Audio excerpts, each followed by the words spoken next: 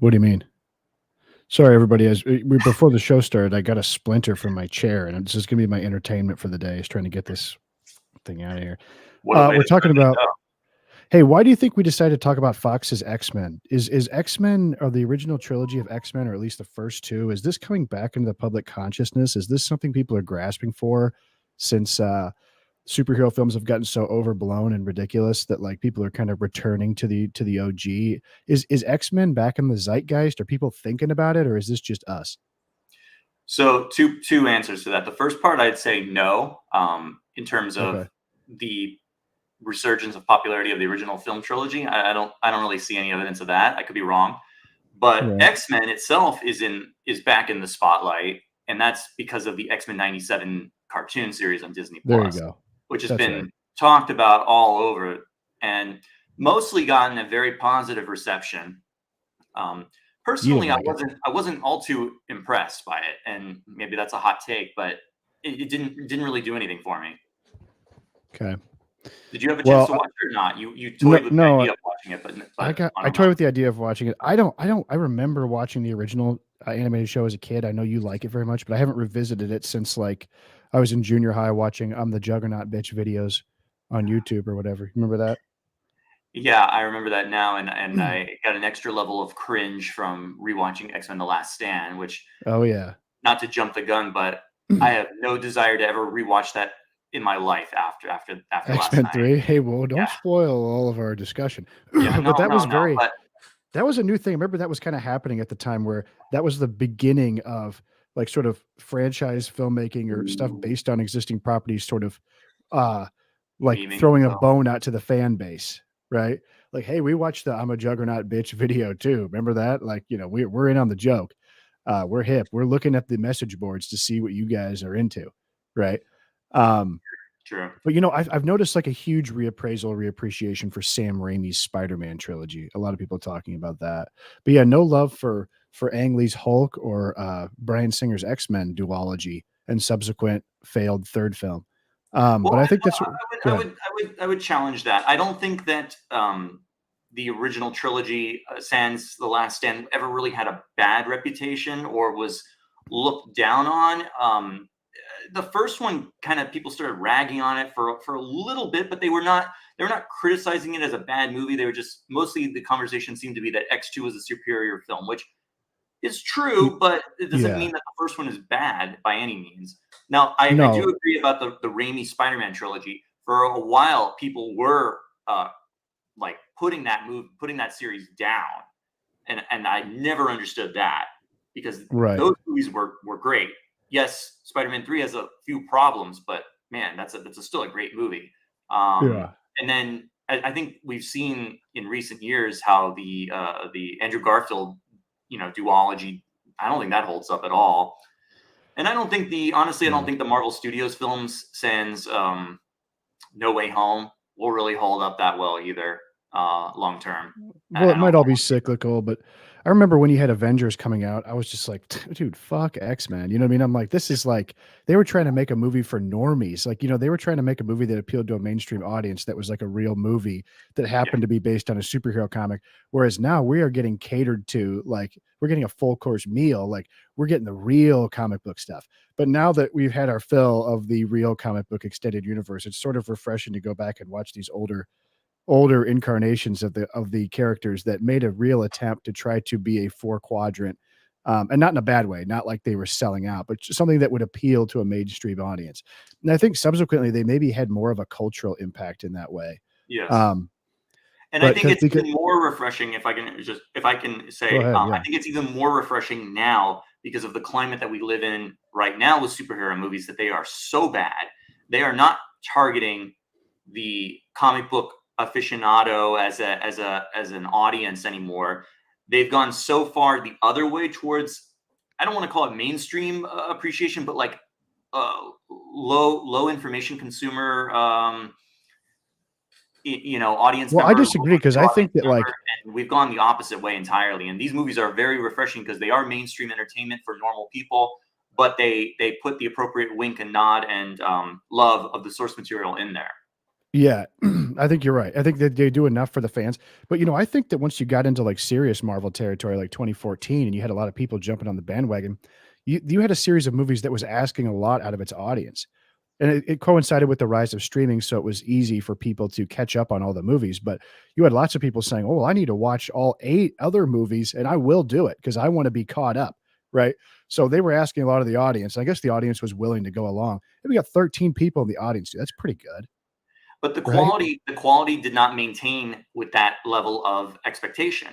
The Yeah, expectation was you were going to keep getting movies like Captain America: The Winter Soldier or right. Avengers and movies like that, and we ended up getting Captain Marvel and Doctor Strange in the Multiverse of Madness and junk like that.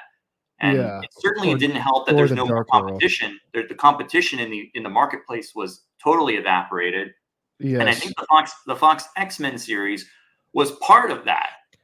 The Yeah. part that they were competing on another level with Marvel Studios for a while, making their own X-Men series, and it helped. A rising tide lifts all ships. Not to use a cliched expression, but it does matter. It did help that they were like coming out with X-Men Days of Future Past while they were coming out with the latest Captain America movie, and everybody was like, "Oh, which one's better? Oh, the Fox X-Men series is hitting new highs." And DC Yeah, it was really was. actually doing some decent stuff for a while, and then now it's all just Disney, Walmart style branded film like Shang-Chi, which is absolute drivel in my Did opinion. not But see the Shang-Chi, did not see it. But, what was I gonna say about X-Men? Wow, 21 people watching. If you're wow, watching right now and you're wondering why I'm going like this, it's because I got a fucking splinter in my hand right before we started, and I should be paying attention to my notes, and, like, normally, I'd be doing all sorts of, like, throwing up clips and things on these shows to try to keep it entertaining, but, I mean, I would hope people do more listening to this show than they maybe do watching. I mean, we have a nice little visual element here. I mean, the X thing, that worked out pretty well, right? Right yes, down the middle, dude. That's perfect. That doesn't always work out that way. But we're not going to have that many clips for you guys this show. I'm assuming our audience, everyone's seen these movies, right? And I think by hearing us talk about them, they'll sort of remember, even if it's been years since they've seen it, which it was years for me since I had seen X-Men 1. But before we jump into the movies, I think, do you want to do a little comic book history talk? You want to talk? 'Cause I think sure. that's a good way to understand the films, is to kind of talk about, like, basically what the movies are pulling from primarily in terms of X-Men history, because it's not the Jack Kirby, Stan Lee early 60s run at all. But go ahead, sir. You want to I'll jump in here. I know you Sure. know this part I'm back just going to by heart. go off the top of my head here as you kind Yeah, of you pulled know it up this. at the last second. If I recall correctly, the X-Men premiered in 1963, obviously Yes. created by Stan Lee and Jack Kirby. Ding And that ding. original run was not very well celebrated at all. All the No, basic fundamental building blocks were there for something great, but it didn't quite, light fire. And didn't the series resonate. was not very successful. It kind of meandered around for a little bit, and then it was canceled very early on in its existence. Part of Like that was 69. if I, possibly, but I think the series had been in reprints for a while, even at that point. By the time it was Yes. canceled, they weren't Yeah. producing original content. Well, that's right. I mean, I basically mean they suspended new stories in like the late Yes, 60s and were running reprints until 1974. yeah, and there's some pretty crazy stuff there at the end of its original run where other creators came on. I think Neil Adams did a couple issues here and there, and they were coming up with pretty bizarre and interesting concepts that didn't quite match into the ethos of what an X-Men story we think about now. I mean, that's when you come up with characters like Sauron, the were pterodactyl who absorbs mutant powers, and weird, just totally out of the box stuff. Um, Also, I think just visually, I've never been a big fan of the Kirby blue and yellow jumpsuits. I don't know about yourself, Yeah. but Same. that was It part just of it. doesn't, Yeah, because I they was they going don't to ask you, what do you think didn't resonate about it? Durango. I mean, was it, yeah. Oh, there was a Stranko issue. Yeah. I bet that Yes, was awesome. Yeah. yes, Yeah, guys, join in the chat. That's a big part of the show. Um, yeah, I mean, I think it's the team lineup didn't work. I think that you had a lot of characters that weren't well realized and would go on to be better fleshed out. Marvel Girl, Jean Grey, a poor yeah. character. Beast obviously didn't become the blue iconic blue furry guy until an issue. He took over Marvel Tales for a while, where it was like And 7 stories where Beast was the lead in that, and he turned and himself he joined blue. the Avengers for an extended period in the 70s. So he was That's on right. there. Yeah. That's right. But yeah, Angel never been a compelling character in my opinion. Yeah, he's okay. He's Iceman. cool as a guest star or a supporting player, but yeah, when you talk about those original 5 members, I mean, they're not, other than Cyclops and Jean Grey and Beast, here and there. To an extent. Yeah, I personally like Iceman. I think I was gonna say a cool character. Sorry, pun. But they've kind of destroyed him in recent years, I and haven't been around for that. yeah, But they've destroyed the character. But I always liked him because he was one of the 3 main characters on Spider-Man's Amazing Friends, and that was a huge part of my introduction to a lot of characters and stuff like that. So yes, that's a great anthology right there. correct. So basically, why I held this up is Marvel Masterworks collected version of basically what would be the reboot of X-Men. You can chalk that up to Len Wein, Len Wein, right? I believe, yes. Len Wein, I guess it was his idea. It was probably came top down from management, like reboot the X-Men. Let's get this thing going again, but like throw a new team in there, right? And they basically acknowledge the idea that they're tossing out the old team because within the story they all leave the mansion and say we've grown up, we're not kids anymore, we were teenagers, we're going to go out and face the wide world. Cyclops is the only one that doesn't want to leave, which I think was a good choice to keep him around. Yes, but they do a nice story about showing them. They have to save the original team first. The new team has to come in and save the That's old right. team. They've From been Krakatoa, the abducted giant living island or something. the Yeah. living island of Krakatoa or Krakoa, whatever. But the great thing about go ahead. Oh no, go ahead. I was just going to say the great thing about this first issue, especially and why it's so iconic and why it's so expensive, is because you have an artist in here like Dave Cockrum, who's just like an absolute pro. And I believe, right out the gate, we have basically 5 brand new iconic characters with excellent, costumes, just like right out the gate, all at once. And from what I heard, Cockrum was just he was an amazing costume designer, and he would just draw characters just out of his imagination that he had no context for who they were or what they would do or what their powers were. And I think that Nightcrawler and Storm were originally, or Cyclops or Colossus, were originally Legion of Superheroes ideas. Yes, Nightcrawler. Yes, for Yeah. sure. I remember reading that. Yeah, he had been designing characters for Legion of Superheroes and never ultimately used them. And he had these kind of in his back pocket, and so they used them for here. But Giant Size X-Men, I mean, it's a landmark key issue, super important, revitalized the entire concept, a dead concept, brought it back to life, and made it, this is the starting point for someone else to take over, Chris Claremont, and ride the X-Men to unparalleled heights in comic history. And I think Chris Claremont is the person that is owed the most when it comes to these X-Men films. Right. Yes. I mean, they have this little Stan Lee cameo in #1 where he's eating a hot dog or whatever, but they really should have been Chris Claremont. I'm not sure if they ever did work him into the series. Yes, Did they? they did. Yes, they did. He is in X-Men: The Last Stand. Oh, that's right. He's like at a lawnmower or something. He's Yes. he's in the neighborhood. He and Stan Lee are the neighbors that get their lawn equipment manipulated by young Jean Grey. Well, good, because he deserves it. I mean, he was the guy, basically him and Dave Cockrum, who would pop in occasionally throughout the 80s, and John Byrne. John Byrne. And Barry Windsor Smith. I mean, these were the guys that they took a comic book that was in reruns not 10 years prior and turned it into the #1 Marvel comic in the entire lineup by the mid-80s. It was the #1 with a bullet. Yeah. And it became even bigger in the 90s. And then even bigger, Claremont rode the wave at the beginning of the 90s with that X-Men #1, but that was Jim Lee. I mean, people were buying it for the Jim Lee artwork. For the art. Yeah. But I mean, you had some of the most paramount artists of the late 80s, early 90s working on those books at the time. Mark Silvestri, Jim Lee, Wills Portasio. I mean, these were big stars. These were comic creators who became like superstars, which is, partially due to the X-Men, but also a huge part because of their own talents and the novelty they brought to the characters in revitalizing them. Just want to say we have 33 people watching. It's got to be a record. Wow, that's a record for us. We're coming up, baby. And sometimes we get 33 views on these things. Certainly better than the Madam Web.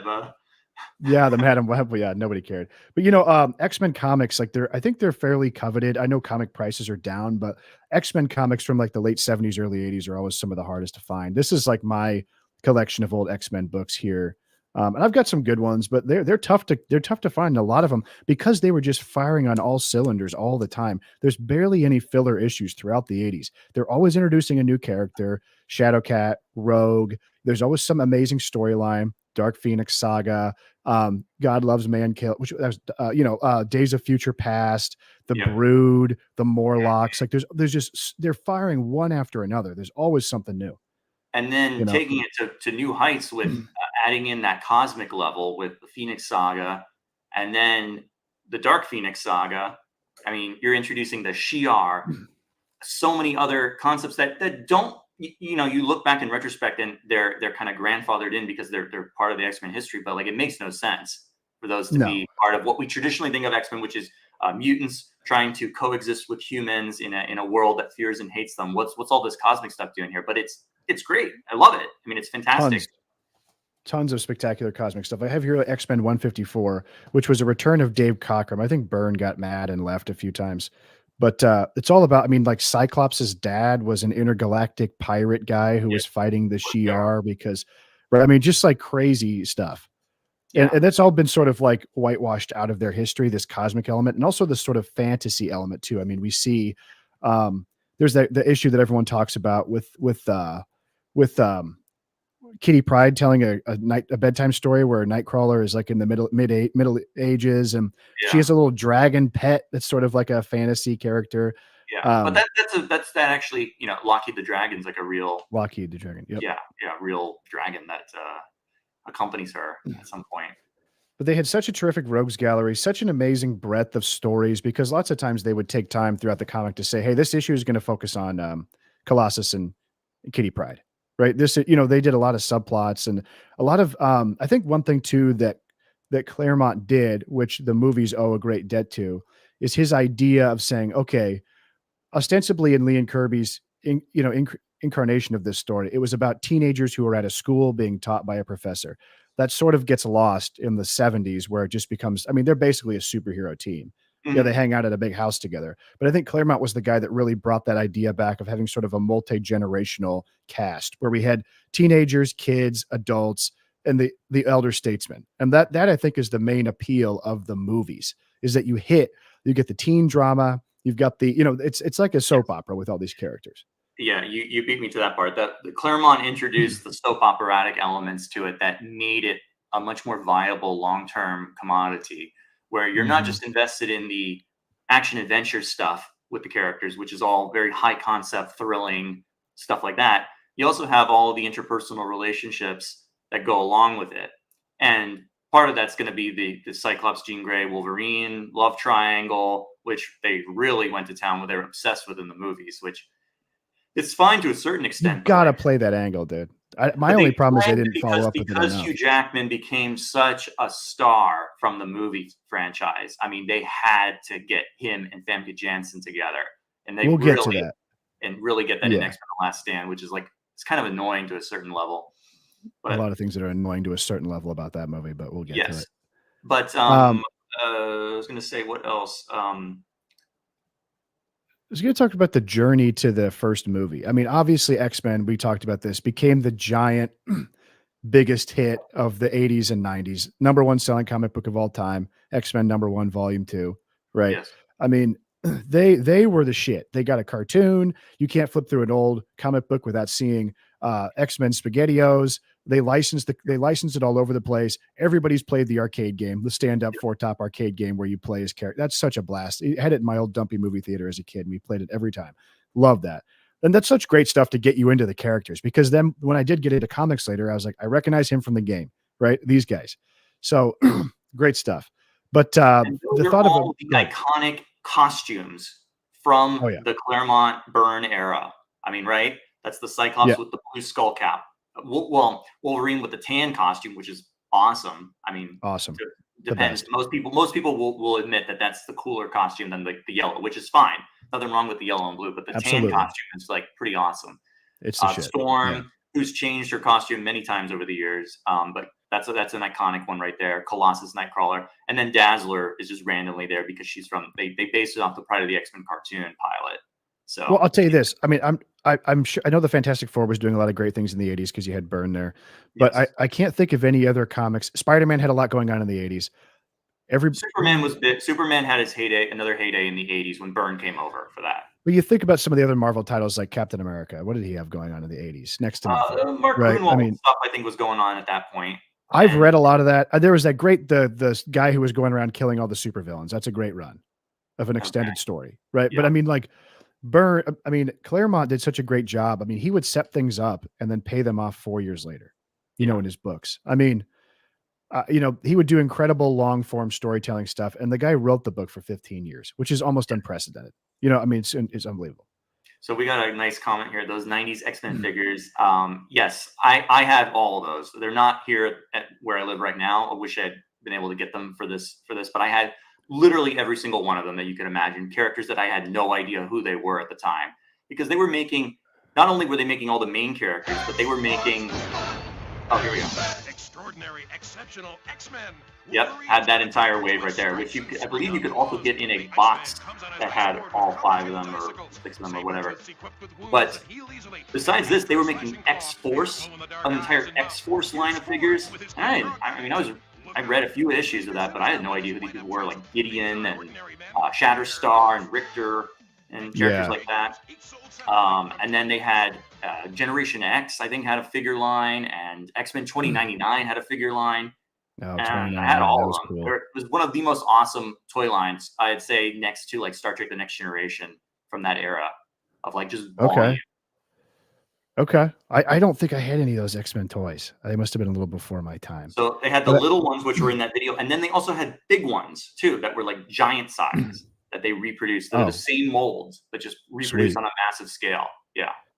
Well, I mean, we had talked about this. I watched the cartoon, but I was at the tail end of it. I was like an X-Men Evolution guy, which is sort of the tie-in that they use to like promote the movies.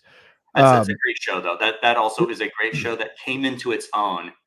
Started off okay, was like a average cartoon show, and then by the second year, and then into the third year, that show earned its place as a valid adaptation of the X-Men, in my opinion. And I think it's really fun to rewatch it. Actually, I might do that. I was going to bring in some movie history here. They'd been talking about making an X-Men movie since the 80s.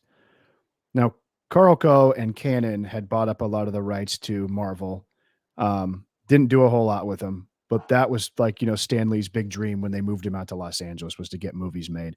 It was just too early. They didn't have the technology. They didn't have the will, but James Cameron and Catherine Bigelow were actually attempting on to do the X-Men in the late 80s, but he jumped ship for Spider-Man, which ultimately never happened with Canon. Yeah. There was a 20th Century Fox ended up being interested in the rights after the cartoon proved to be a big hit. And did you ever see the Generation X TV show pilot? No, I have not. I've heard of that though. I've never gotten around to watching that. Was that one that never got aired? I want to say yes, but it's one of those ones you've always seen floated around at comic conventions, like as a bootleg. So it's probably horrible. I was gonna say though, to that point, the X-Men cartoon in the 90s was so massively successful and popular, but it took a lot to get that going and get that off the ground. They had been trying in the 80s for years and years, attempt after attempt, to get the X-Men a cartoon series, and it never worked. No one would pick it up. That's why you would see them guest star on Spider-Man and His Amazing Friends. They had a backdoor pilot, which was called the X-Men Adventure. Phenomenal episode, one of my favorites of that show. And it didn't materialize. They tried again with Pride of the X-Men, which they financed themselves. Marvel financed themselves. Wonderful, wonderful cartoon, half-hour adventure. It's a very simple, kind of kiddie cartoon. It doesn't take in a lot of the nuance, but I would have loved to see that show. And then finally, the executive who took over Fox Kids was someone who was very affiliated with Marvel and knew the people in there. And she was like, "We're getting this show on the air." And she finally got it on, and it was, took off after that. Sure. It just seems like a no-brainer. Roche, I think was her name. How do you look at that colorful cast of all these amazing characters and think, this would not be a good cartoon? I mean, come on. And just this, I think X-Men, out of any comic book, it suits itself terrifically to a television format. right? Yeah. I mean, I know we have to do movies and everything's got to be done in 3 movies, but I mean, it would be a terrific television series. But that's true of Um, almost all superhero ideas and concepts. I mean, they work much better as episodic because comic books themselves are episodic adventures. I mean, yeah, I mean, I get what you're saying. You know, I mean, I tend to think if I were to pick 2 that would work best, it would be Daredevil and X-Men. And by the way, the Daredevil show didn't do what I thought they should do with the Daredevil show, which is more villains of the week tied into like an episode about a certain case. You know, yes. like hit that lawyer show thing. I mean, that's the biggest thing on television. You got a lawyer superhero. Because the nature of television in our current era is we're doing a 9-hour movie, Yeah, it's ridiculous. which is So ridiculous. they would, Which is why the CW shows, at least for a while, when they were of higher quality, they were doing just as you described. If you watch those early seasons of Arrow and The Flash, they're doing villain of the week, but there's also an overarching story about what's going on long term with one story, but we break it up and we break the monotony up there. So well, you know, with Daredevil, I think it uniquely works because it's not stretching credulity. Like with something like Smallville or Flash, and I'm not a huge fan of these shows. I don't know enough, but it just seems like to have a new crazy giant freak monster show up every week is a little bit of a stretch. But with Daredevil, you can do it like these are sure. some kingpin goons, ninjas. It's all fairly like low level and believable, right? That there would be problems. I mean, he can have, you know, like he has such a great cast of characters. They could pop up, you know, Wesley could, or you know, the guy that's always in trouble in fucking Daredevil, who's like his underworld contact guy. Like, you know, I mean, just wonderful characters like that. But and X-Men I think would be good because you could focus on specific heroes. Like this is Wolverine's episode. Everyone else is off doing something else, right? But anyway, How did they we? I finally don't know if you looked into yeah. this, but like, how did they choose this property specifically out of all the Marvel properties to turn into a movie first out of all the options that you have? Because it seems like a rather daunting task for something that's making the production in 1999, 2000. You know what I mean? Especially since the only thing you had to go off was Blade worked. But Blade, you could walk into that and not know it was a comic book and No, have no problem, right? I don't even think they have the Marvel flipping comics before that Blade. probably But not. you know, I think maybe if you like, so the Donners bought the rights to it, Oh, there Richard you go. Donner and his wife, right? Yes. Lauren Schuler Donner. And they have been part of the X-Men story for 20 years, right? This was a great investment on their part and a very smart and shrewd move. Like they knew this would be a success. And I think if you're looking at it on paper, you want to do a comic book. What's the most popular one? Well, the X-Men is the most popular. What's the top selling comic ever? X-Men. What's the biggest cartoon show? X-Men. They got it. You know, it's already in the minds of kids. It's clearly a popular concept. So I think I guess, and especially if you pitch it like, look, we'll keep the powers relatively grounded. They'll all wear black, like cool Matrix looking suits. You know, you got a guy with just claws, you know, he's like the coolest guy in the book that everyone likes. That's easy. We can do this. Right. And I think that for the most part, they did pull it off. I mean, they started like, I know a lot of stuff is jammed into the hour and 45 minutes of Bryan Singer's first X-Men film. It's a pretty brisk movie. Yeah. You know, it doesn't overstay its welcome. I wish there was a little more in it. I think sometimes they focus on the wrong things. I think there's a lot of Senator Kelly that we don't necessarily need. Or could have No, been. I think that's vitally important to the movie. Well, I agree, but like, give me 20 more minutes of Cyclops, Jean Grey, Storm stuff, right? You know, if something's got to go, you know, But I know we're juggling like what 11 characters in this movie, and that is an impressive skill in and of itself that they're able to make that happen. Which most movies that have very few since then have tried, but this one really nailed down how to do it, how to have just enough of each character that you're like, okay, got it, understand who they are. It's really terrific in that way. I mean, they do a wonderful job with little character bits. Terrific. Yeah. And Michael Chabon, I know he wrote a first draft.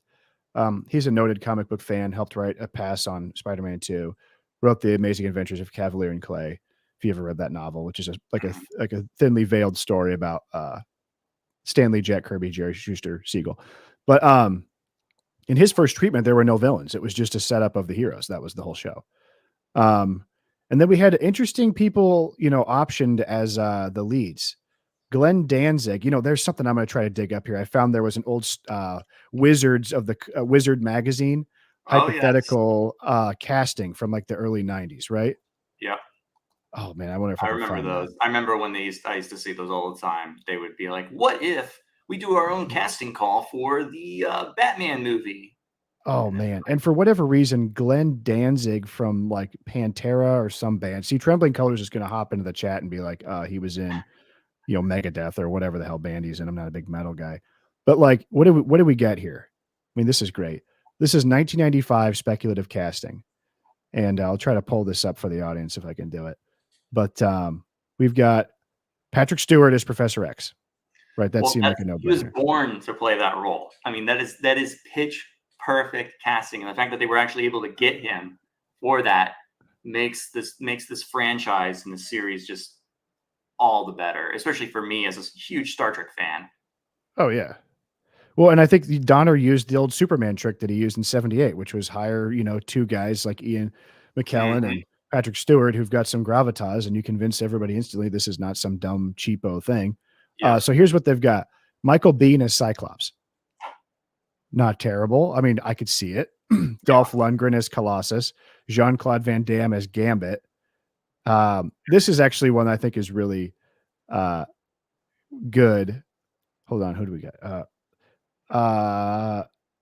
Oh, the guy who played Roy Batty from Blade Runner as Magneto. God damn it. You know what I'm talking about. I don't know.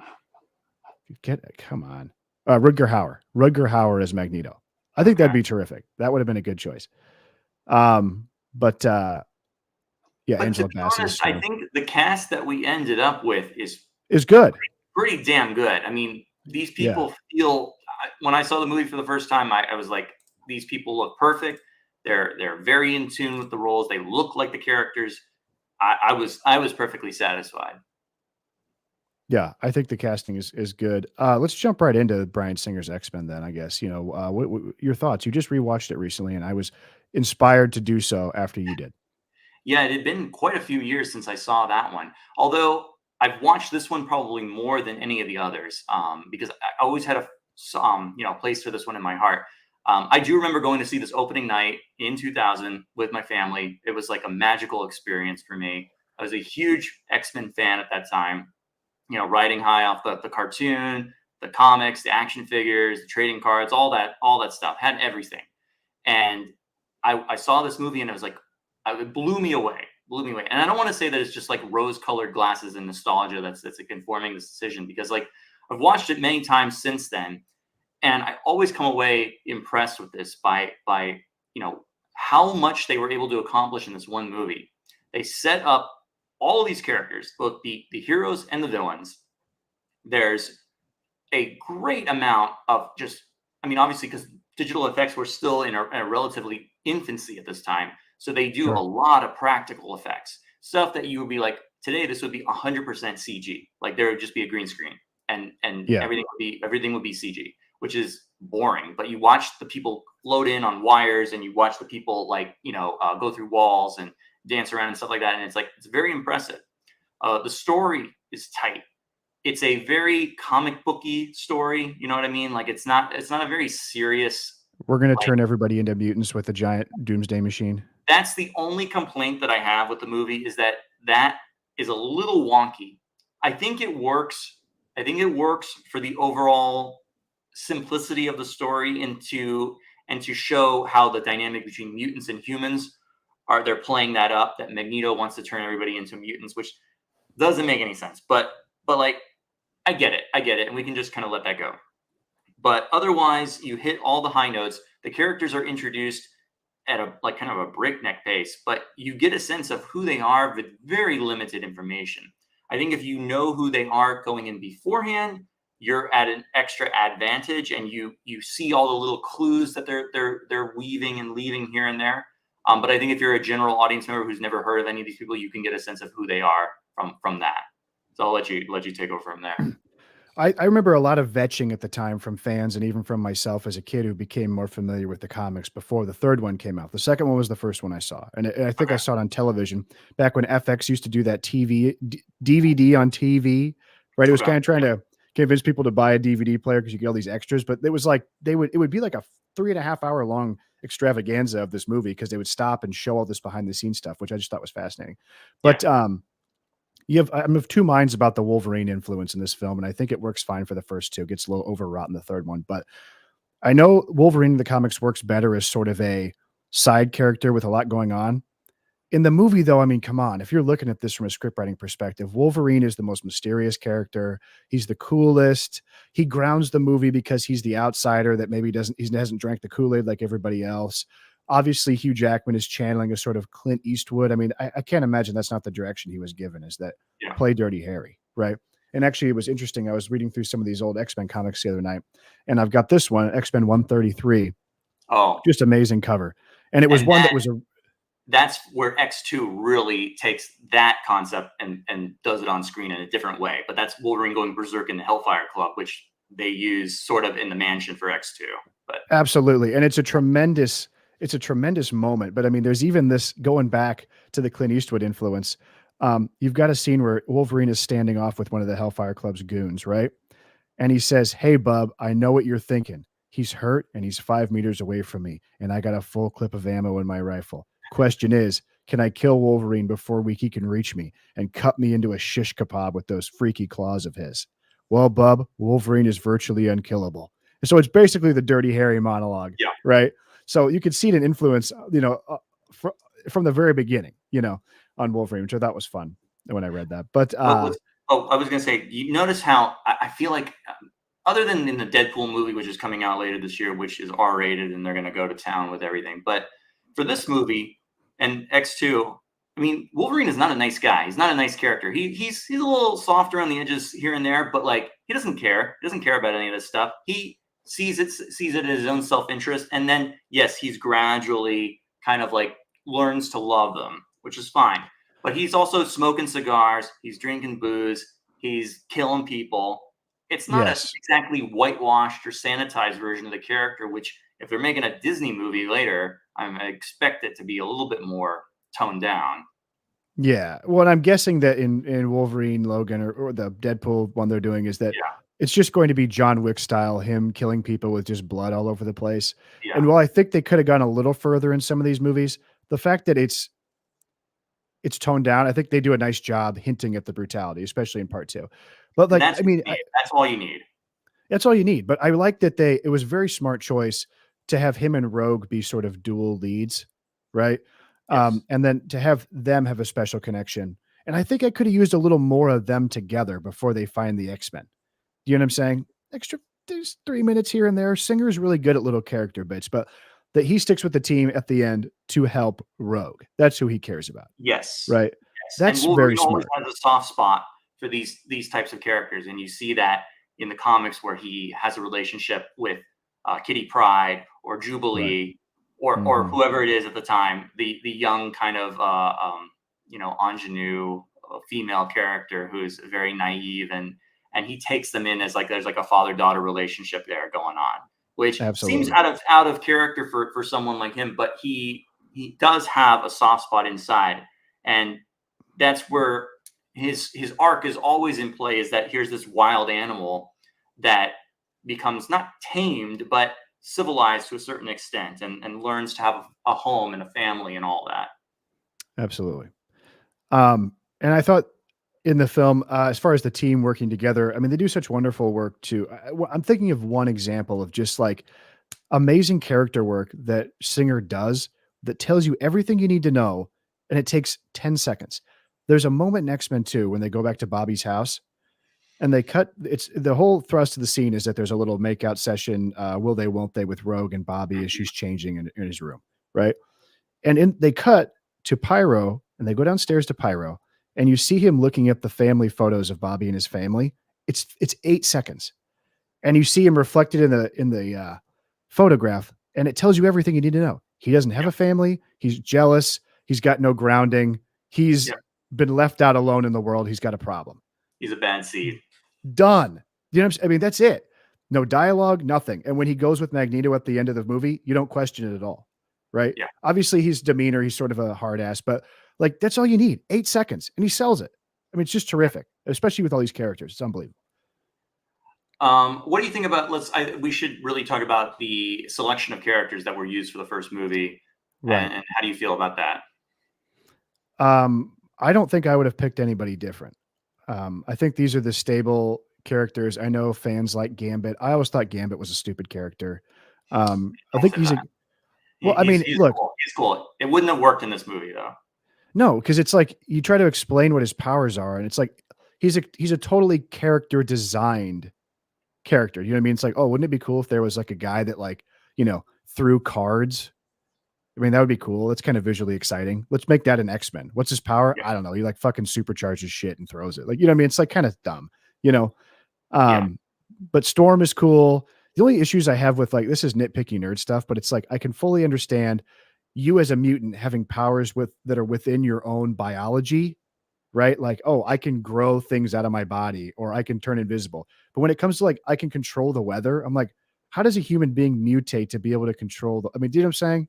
Well, I guess how do you also grow to control magnetic fields and control Yeah. magnetism? Anyway, I mean, no, It's a great. I agree. The selection.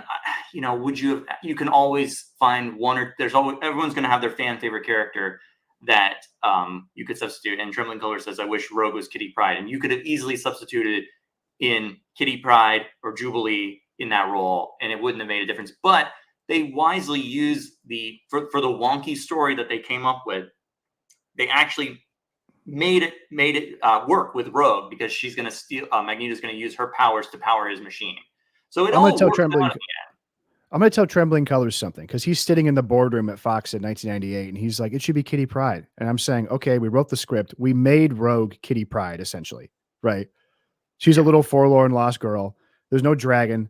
And also walking through walls is a cool power. Like touching people you love and like sucking their life essence out of them and not being able to like be with your boyfriend because if you're together, he'll die.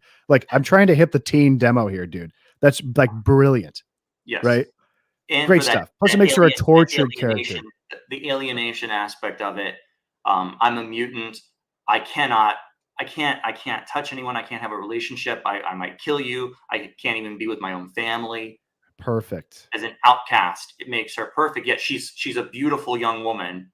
Should have everything. Girls. Yeah. Yeah. And the only guy that understands me. And Anna Paquin was a hot commodity at the time. An Oscar-winning actress, so you have that too. Yeah, exactly. I think that Rogue was the right choice, and I know it's not the comic book Rogue where like she stole Miss Marvel's powers and like shared half of her identity or something and was evil and then got brought into the team. I get that, but like I think to refashion her as a kitty. That confused me at the time because I was not familiar with that original version of Rogue where she only has the power to absorb people's abilities. Because I only known her from the contemporary stuff where she has the Miss Marvel power set. So exactly, and that's only because Claremont wrote with Miss Marvel too. And I believe that Mystique actually first appeared in Miss Marvel, and didn't really appear consistently in the X-Men until like the late '80s. She was actually in like I was looking this up. She was in like more issues of ROM Space Knight than she was in the X-Men for a while. Trembling Colors. I'm not going after you, brother. I'm making an example of you. Kitty Pryde's a great character too, and deserved to be in the movie. But yeah, I mean, you just have so much. You have so many characters in such a small time and space to work with. You can't have everybody. And luckily, the sequels did, here and there add a new character, and we got to see Nightcrawler in part 2. We got to see Beast in part 3, and they're done very well. I agree. Every time they bring in somebody except Angel, that's like it works. Do you know what I mean? Like Angel was worthless in part 3, and everything in part 3 starts to be where it got to the part of all of these movies, all of these types of comic book movies, where they're throwing in characters just to appease fans, like a base impulse of saying, "Oh, there's Angel, there's this person, there's that person," and they bear no recollection or similarity to anything in the comics that came before them. They serve no purpose in the movie. And it's there just to like say they were in the movie. Like X-Men Origin Wolverine did this a lot. And they were like, oh, it's Gambit. And it's like, well, he didn't do anything in the movie. So what's the point? Who cares? Like, why am I excited that Gambit's going to be in this movie where he doesn't do jack? Well, Trembling Colors had a great point, and I was going to bring this up too. I guess the heroes are terrific. I think Famke Janssen is obviously terrific as Jean Grey. Halle Berry, good as Storm when she's in a supporting role. Yes. James Marsden, terrific as Cyclops. Terrific, right? Perfect. Yeah. with the villains, they had a golden lineup of villains in this first movie. Yes. Sabretooth, Toad, Mystique. And the real shame is that the screenwriters looked at it almost like, they're like, we'll take that guy, and that guy. And they didn't consider that they could have had a great future in the series of having Sabretooth, like, continue on. Like, why not? Why not bring him back from the third movie? He didn't, he fell in a boat. He's dead. Come on. You know what I mean? Bring him back. He's got a lot of potential, Yeah. especially in a movie at the end where, I mean, we have a third act of X-Men 3 where Wolverine is looking for somebody to fight. And we have a cavalcade of just, we'll get to X-Men 3. But I think they just used up all their, that part. Toad's a great villain with unique powers, I mean, but I think the movie, these are classic. These are characters. When you think of X-Men villains, and you think you have to limit yourself to the Brotherhood type villains for this instance, because we're not going to have Apocalypse or Mr. Sinister or any of the, we have Magneto as the villain, so we need to have his group of people with him.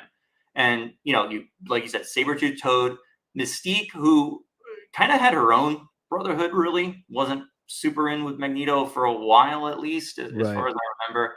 They work great together in the movie. Oh, they work great together, and they work so good in X2. I love the Mystique Magneto stuff in X2. We love what you've done with your hair. Yes, yeah. And they just clearly have something going. They tease that there's something going on between the two of them, and it's implied, but it's never explicit. I don't think so. Okay. Yeah. I think there's something. Oh, yeah, I get what you're saying. There's definitely a relationship there, well beyond work for hire, and it's never explicitly stated, but it's heavily implied with the body language and the dialogue. I wish I would have found this clip, but I watched the featurette of the making of X-Men 1, and they cut out a lot of this movie, and I'm surprised no one is really clamoring for an extended cut. Like, exactly. They cut like 20 minutes out of it. I would love and to I know that one. they made it X-Men 1.5, but it's really just extended scenes that are already in there. But there's a monologue that Magneto delivers to Senator Kelly when he has him chained up in his secret lair. That's just excellent. And it's not in the final movie.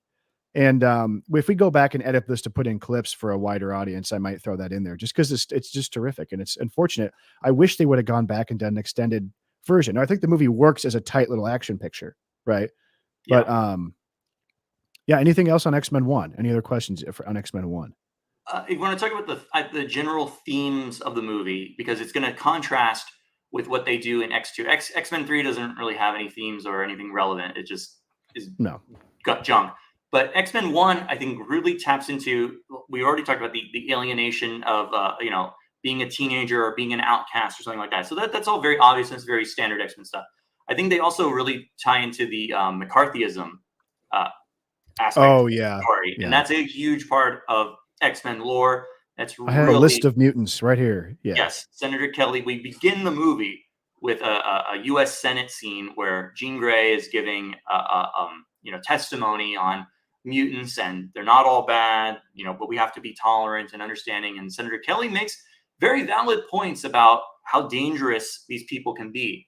And I have a list of names. We need to know who they are and what they can do. We need to register them.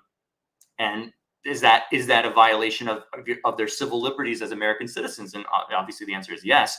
But what are the concerns of security versus, freedom?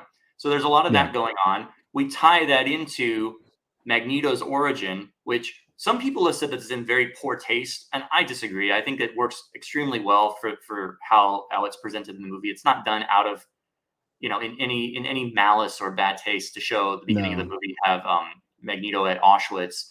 But some people were offended, like, oh, how could they do that in a comic book movie? And it's like, shut up. Were they offended at the time? Yes, I believe so. Okay, because I could see that this would pass 15, 20 years ago. In X-Men First Class, they go well beyond. Oh yeah, I mean, but now we live in a world where people have sort of dug the Nazis up, and they're prevalent again because their legacy is being used to tar people's current political enemies. Sure. So there's very serious. Like Steven Spielberg is like, oh, I would never make Nazis bad guys in Indiana Jones again, because I mean, what? Come on. But he said that. But it's super relevant because Magneto, being a Holocaust survivor, informs his worldview. In all the wrong ways, for instance, in that but it's understandable about how he feels and why he never again will I be me or my kind will be subjected to persecution and extermination, and it informs his worldview, and it's very poignant and compelling, and especially when he shows the tattoo all the time to remind Yeah, people, exactly. I will Huge never part be of it. marked again. You know, And as an actor, wouldn't if I told you that, like, hey, this comic book character you're playing, this is his backstory, you'd be like, oh, that's okay. I can work with that. That's cool. yeah, That's giving me a lot, right? No, and I know in the comics too that Magneto ended up funding his evil enterprise and secret base by beating Hydra to a hidden stash of Nazi gold, which he then okay. stole and used to fund his whole operation, which is kind of interesting. But And then my no, it's other a favorite great, part yeah. is when do you ever read Acts of Vengeance where all the villains team up and they swap heroes, and then Magneto ends up somehow with the Red Skull, and then he realizes like who he actually is, and he like just Oh, starts really? trash it, like just beats the crap out of him. The World War II is a huge part of like the basis of modern comic books and superheroes. So to like that they keep continually calling World War II back and integrating it into the fictional mythology of these books, I have no problem with, and I think works. Um, I think people had an issue because of the Holocaust aspect of it particularly. I could sympathize with that, where you're like, okay, you're introducing these, magnetic superpowers into something that was very, It's obviously done in horrific and tragic. But appropriate taste, in my opinion, and I it's agree with very you. I don't, compelling yeah, stuff. Especially the trauma of him being separated from his parents activates his mutant powers for the first time, and well, it and sets him up to become, the who he is. every time he grandstands, about, the slippery slope of mutant registration or whatever. I mean, it's all rooted in that sort of idea, and you get Yes, his motivation. If he was yeah. just speaking off the cuff, like, I mean, it wouldn't have as much power. Um, I do have a problem with the way they handle. Oh, you mentioned Senator Kelly earlier, and I think it all works fine, but I generally have a problem that they killed him in the movie because yeah, that's such an important X-Men character in terms of um, having an ally in the U.S. government who becomes the president and helps them, establish Xavier's dream of, peaceful coexistence, and is working with them. exactly. Like they bring him That, back for yeah, X2 in disguise as yeah, Mystique, but yeah, like that could have just been his character after having been changed by the events of the yes, first movie. So why have yes. him die exactly? Well, I they don't wanted know. to show him as a jerk and that he gets his comeuppance, but the whole point of his character arc in other media is that he learns his lesson by being saved by the X-Men, that not all mutants are bad, that And that they you can can prove that are, Xavier's model works, yes, and that's the whole point of right? Kelly. Yeah. So that's what I just had a problem with that. So why kill him in this sort of weird CGI? I blow up and turn into like it doesn't make any sense really. Just It's to a be whole dramatic. sequence that I'm like, didn't need And it. that's the only real bit of CGI that really looks dated and poor in my opinion. The rest of the stuff is not. It looks fine to me. Yeah, yeah. That is really wonky. What the first movie and the second movie do really well is that when you have all these people together that all have these amazing, fantastic, terrific powers, if they really were to get into a fight with each other, it would just look like mayhem, right? Yeah. So, like, what you have to do with the X Men, especially in 2000 when your technology is limited, is they have to be separated. They have to be Mm. in sort of a labyrinthine battle arena where maybe someone gets stuck. Yep. It's rock, paper, scissors with powers. My powers cancel out yours, but you know what I'm saying? That's so when you have them all just lined up in a fight at the end of at third one and they're just running at each other and punching, it's like Boring. stupid. Yeah, like you Boring. have a situation where, well, I can magnetize you. Oh, well, I can use my weather powers on you, but not in here because I'm trapped in a small area. That's how you have to write this stuff, Yeah. especially if you're trying to keep it on a low budget.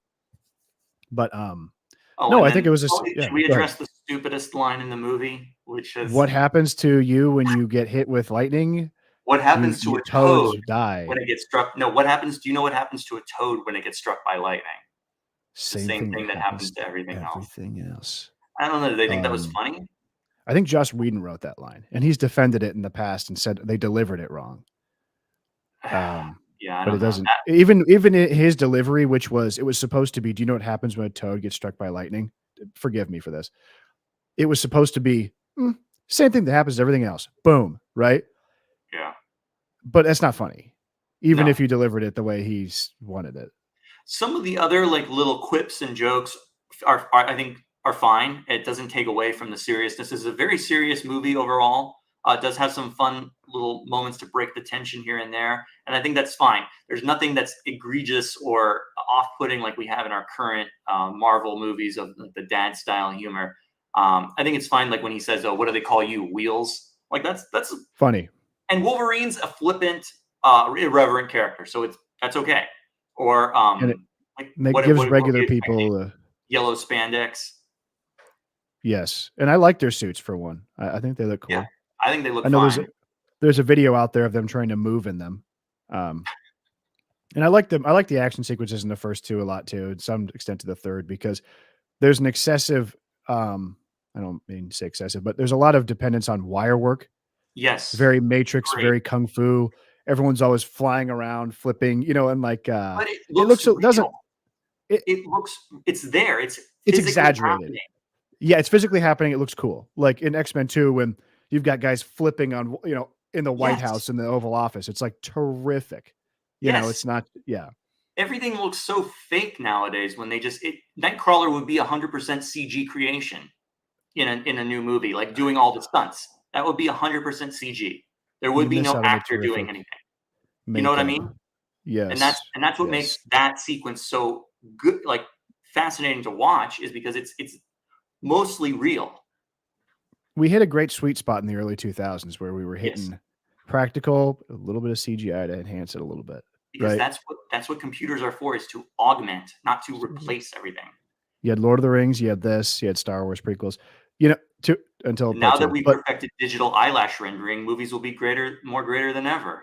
have we perfected that finally? Thank you. It's from The Simpsons, where they talk to George Lucas stand-in. Oh, is that right? Uh, but, and like Lord of the Rings, as well, Ebert didn't like this movie. He didn't like part 2 either. He was Oh batting yes, 0 during I this time. recall. Richard Yeah, I Roper read it. liked this movie, though, if I recall How from could the you not? yeah. Even if you had no idea but anything about the X-Men, how could you not be like, "Wow, this is like they are exciting, fun, cool characters in this. This is a fun idea." Yeah. Great little science fiction movie, right? And it's cool. It's good. I like the scenes when just like I talk about the rock, paper, scissors bit, like Magneto Charles is in Magneto's head, but he's got guns pointed at all the police officers, right? They have Oh to yeah. like trump each other with powers. It's fun and creative. Yes. So yeah, we got So many great moments, and so many just allusions to the history behind it, without going mhm. too far, and just kind of hinting and putting in little lines and references that shows you there's more here than we know about, and you're interested to learn more about these characters too. Yeah. And I think Hugh Jackman, I'm just thinking about that scene in the bar. He's fierce. His claws are scary. Yeah. Oh, I cut your gun. I mean, like they did it perfect. I mean, Oh yeah. it's No, for pretty sure. really solid. And I think it was taken to the next level with part 2. Yes, I just want Um, to say before we jump to that, this was probably the last movie that I can recall, at least when I was a child, is like of having a phenomenal toy line associated with it. Spider-Man had a okay one, but this movie had one of the best like toy tie-ins I've ever seen. All of the characters were made into action figures. They all had like beautiful sculpts, accessories, all that, play sets, and all. It was just great to collect that entire line, and they oh, look great. I'd like to say about Mystique too. I think that she became somewhat of an iconic character in the early 2000s as like a very enigmatic image that was like used to market these movies and that people recognized and thought about. That idea to make her fully naked Yeah. was I mean, that's fairly interesting, right? That's a different Oh yeah, that was a idea. very big deviation from the source material, and I like Well, Mystique's outfit in the comics. It's a very iconic look too. But this was brilliant, a brilliant decision. You have someone as beautiful as Rebecca Romaine Stamos at the time, um, but unfortunately, she doesn't get a lot to do, no, I which is remember sad. she was always lamenting that every time she had a scene, it was always like her by herself doing some sort of like Yeah. subterfuge. So she would never around the other characters really, She got a right? little bit more in part 2, which was Agreed. good, but, it's sad because, well, I mean, again, you have so many characters. Mystique was not a hot character at the time. Certainly when, they shoehorned her into, the prequel trilogy, and then Jennifer Lawrence took off as a huge star. They had to make Mystique like the focus of the movies, which was kind of off-putting. But yeah. And then by the fourth one of those new X-Men, she was like, I ain't doing that fucking makeup anymore. And she just had like kind of like a bodysuit on. It was like, it was her face, but you know, she was like Jennifer Lawrence more often than not. And I'm surprised that they did not have Mystique morph into Rebecca Romijn for a part of the movie. Because sometimes, a lot of times, these actors don't like the makeup; they want to show their face, and they didn't do that with her at all. She didn't have enough clout to say, give her a scene where you can see what she actually looks like. Yeah, like, you know what I'm saying? Yeah. They don't. And then, you know, the one other thing I thought was weird is that they had Wolverine stab her. Yeah. And then that she'd be dead, right? But then like she's gone. I have to think that they intended to kill her and then did a reshoot where like, oh, she's gone. You know, we don't know where she went. And in the second film, you can see she has the 3 claw scars. Yeah. But like, why even have him stab her to begin with? Have her throw him out her window or something, and she disappears. You know, right? I mean, yeah, I'm not sure why what stab her? what was behind that decision, but because she wouldn't have survived that. Depends on where she was stabbed. You know, but it was off to the side. No major organs were you know. Oh, yeah, exactly. Little John McClane bullet wound. Oh, it just got me in the arms. No problem. Right. Yeah. Okay. Part 2, even better than the first. One of the best superhero movies ever made. I had a wonderful time rewatching this movie. It's terrific. Yes, very much. Your thoughts? Oh, loved it. I was very eagerly anticipating this one when it first came out. It was a huge deal at the time. And it took everything good about it. So you've established the world, you've established the characters. Now you're going to run wild with it. So there's no more. X-Men 1 is a very exposition heavy movie, but not in a bad way. I enjoy all of the expository details that they put forth in the movie. It's done compellingly. It's done well. X2 is like, we're taking the offense. They're in a defensive position. Someone is now attacking them. Part 1 is Magneto has a plan. We need to figure out what the plan is and stop him. They're taking that approach. Part 2 is old enemies from the past who Professor Xavier and Magneto know are now taking the fight to them for personal and professional reasons. And it threatens their entire existence. And so it's a very different type of movie. Well, I'll give the filmmakers credit for this because it's something that seems like a no-brainer and is the obvious way to go, but might not have occurred to filmmakers at the time. If we look at, you know, the track record of superhero films like Batman and Spider-Man, they don't just like get rid of Magneto. They understood that he's an integral character and that like he can still be around. You know, that's my favorite thing in comics is that you have these villains that they pop in, they pop out. They sometimes they're an ally, sometimes they're not. That's such a terrific thing to do. And that they didn't just say, okay, Magneto was a villain in the first one. He's gone. Who's the new villain? No, they keep him in that. He's very important. It's the Lex Luthor approach from Superman 2, is it not? Exactly. It's like, which is Donner, right? But give him, don't just throw him away and it's okay. Joker's dead. No more Joker. Not that I have an issue with that, but you know what I'm saying? Right. But it works well because Magneto is a more sophisticated villain than Luthor. You can do it because he plays that role as well. Joker, you could not do this with because Magneto can play both sides of the fence, which he does in this movie. You're doing it as he's pushed to the back, but he was going to team up with them. So that's a new angle there. And not a lot of villains you can get away with this. A lot of DC villains you can, like if you had Sinestro for a Green Lantern thing, you could do it. Luthor to a certain extent. Batman villains, you can't do this. Batman villains, no, that's not going to work. Batman, Spider-Man villains, probably not. Yeah, they got to be gone or they're defeated and done. Yeah, but it's nice. Magneto. We have a new villain. We have William Stryker, and this movie really plays into the plays off of the X-Men God Loves, Man Kills graphic novel. Takes a lot of inspiration from that. In terms of its ideas about how do I want to say it, like mutant prejudice. Also trying to exterminate the species. That's a huge part of that too. How they're going to use one of their own. They're going to use Xavier to kill off the entire mutant race. I was chatting with you beforehand, and I was mentioning as I was watching this, I was getting a lot. I don't know how much of this is intentional on the filmmakers and the writers or not, but It's getting a lot of contemporary like war on terror vibes from this movie in terms of its themes. You have, obviously an attack on American soil by an outside force. You have the White House is attacked in the opening scenes of the movie by a mutant. This triggers all sorts of panic in the country. What are we going to do with the mutant threat? What are we going to do? The president authorizes an off-the-books raid on a civilian target, basically, to take out these mutants, who then they use this character Stryker, who's kind of like an emblematic figure of the military-industrial complex to a certain extent, right?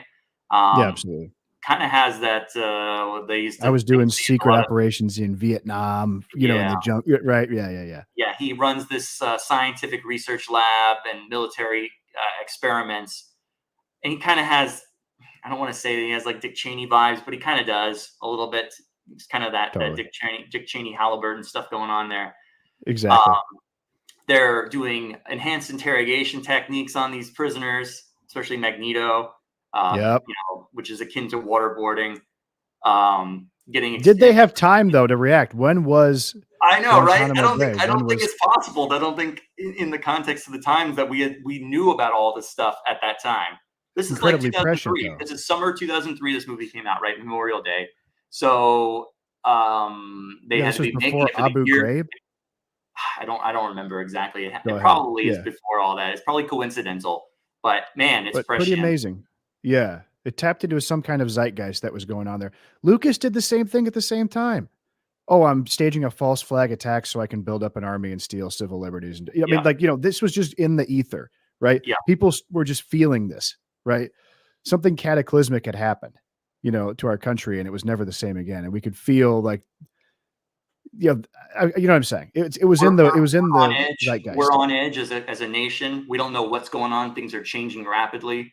How do we react? Do we overreact and do we cause more problems and cause more damage, or do we look for a solution that actually makes sense? Or what the president does, because he just gives it to Stryker and he runs with it.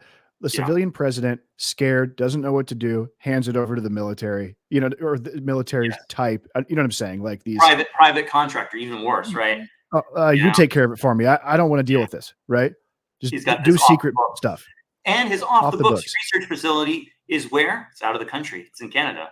Alkali Lake. It is in Canada. Yeah. It nicely ties in because they're and I feel like that's coincidental using that because the Wolverine origin stuff should be in Canada because that's where he's from. Right. But it works very nicely. I think so too. That's a really great point. It never occurred to me. It never occurred to me either before until I was rewatching it last night, and I was like, "Wow, there's something else going on here." This movie is just the way it raises the stakes. It's a Swiss watch, man. I mean, the first act is so good. We're reintroduced to all the characters we love, see them in new positions, right? Mm-hmm. How it builds tension to, I'm like, this is a masterclass. I'm riveted. We've got Professor X walking into a trap. That sequence where it's that build up when he goes, "What happened to you?" And he starts to realize, I've just gotten myself into a lot of trouble. They take out Scott. You're like, oh, they took out Cyclops. This chick's a total badass. Magneto screaming, "You should have killed me when you had the chance." Always works, right? And you're like, he's out. Then, oh my God, they're going to attack the mansion. And everyone is scattered to the winds during this terrific action sequence when we really see Wolverine go hog wild. Yes. That scene when he's with Bobby, first of all, great character moment. You got any beer in this house? No, this is a school. I grab a pop. Hey, freeze this up for me. Terrific stuff, right? It's just so perfect. That guy comes in. You've got the girl screaming with her supersonic scream. He's shooting bullets everywhere, and he turns him into the fridge and just guts him. And you see Bobby's reaction of like, "Oh wow, this guy really is a fucking freak badass." Yeah. Right? It got real. Doesn't get any better than this. Got real fast, right? We're not playing around. You've sent Jean and Storm off on their own little mission to find Nightcrawler, which is terrific, right? Little pre-Bechdel test passing here before that was even a thing. And they're great together. And it's a wonderful moment where we get to meet Nightcrawler and understand his world. And we get those dissolve shots of where he lives in this church and his old circus posters. And it's care and time put into establishing characters that we do not get in X-Men 3. And you just see what an incompetent rube Brett Ratner is compared to a guy like Singer who actually knows what he's doing. I've talked too much. Go ahead. No. So new characters, Nightcrawler, who they established very well, and they play into his history of his Catholicism being a huge part of his character. And it's done very poignantly, very well. Pyro is new for the movie. I love the little touches. You mentioned already about his emotional state and his feeling of not belonging in the X-Men family. But I just love that they took the time to talk about him and his powers, that I can only control the fire. I can't create it. I always found that just fascinating that they bothered to include that and talk about that. It's like, why would you do that? It's great. I love it. But like anyone else we'd be like, no, forget about that. That's worthless. Like he just shoots fire. Just like Spider-Man shoots webs out of his wrist, It's like, we don't need web shooters. I would have to surmise it's because Bryan Singer knew that an actor would want to have a little thing to fidget with, like his lighter. Yes. You know what I'm saying? Which is a little, it's almost like, remember, this is one of the greatest in Boogie Nights with Paul Thomas Anderson, where you have the scene where they're trying to sell the fake cocaine and there's just a guy in the background, like blowing up fireworks the entire time. It just sets you on edge. This is a very like minimal thing, but it's something that you hear that click. It's a sound associated with his character, and he's always doing it, in the background. It's a great little piece of character work. I think it also ties into the idea that he, despite having this amazing power, he still feels inferior to a certain extent, that he cannot create the fire. He can only control it. And It makes him resent it even more. I'm an outcast, yet I can do this, but I can't even do this part. I can't start it. I need this thing. And I love that. You get the sense that Magneto is like, well, let me show you how to, I can release you from this little crutch you have, right? Yes. Like that's the promise. And what's your name? Oh, John. No, John. What's your real name? What's your real name? Yeah, totally. I think that's, and then a Trembling Color says that little glimpse of Colossus is the one that really made me cheer as a kid. Absolutely, I can help you. Help them, right? I mean, that is the only unsatisfying moment of the movie is when they send him away. When he's gone. Have him do one more fight, one more thing where he punches a guy through a wall, right? They could have had him and Wolverine taking those guys down together, but it's Hugh Jackman's movie, and he has to be the I'll tell you this, though. The reason I think the action sequence works, if this movie was made in 2012, you know exactly what we would get. Not that this would be bad. It would be very cool, but it would be different. You would have an extended long shot CGI assisted take of like Cyclops punches a guy through a wall, follow that guy, then Wolverine's tearing up 3 people. You know what I'm saying? It would be, now this is filmed like a very kinetic action sequence. You know what I mean? It's filmed like a, you know what I'm saying? Movie. Like a real movie. Like not a video game, right? Yeah. And all the stuff with Wolverine, there's just so many great little bits. I love when he grabs Bobby by his shirt in the way your dad might when you're a kid. He like shoves him up against the wall. And you see him like as he's about to release his claws, and he like makes a little fist out of his hands, like he's getting hyped up, like he's grabbing for a gun, like, you know what I mean? I just think it's just perfect. It's just terrific. And all the stuff with the military guys, and we just show them mounting. But I mean, the way the movie ratchets, like the stakes, I think is just terrific, especially in that first act. Yes.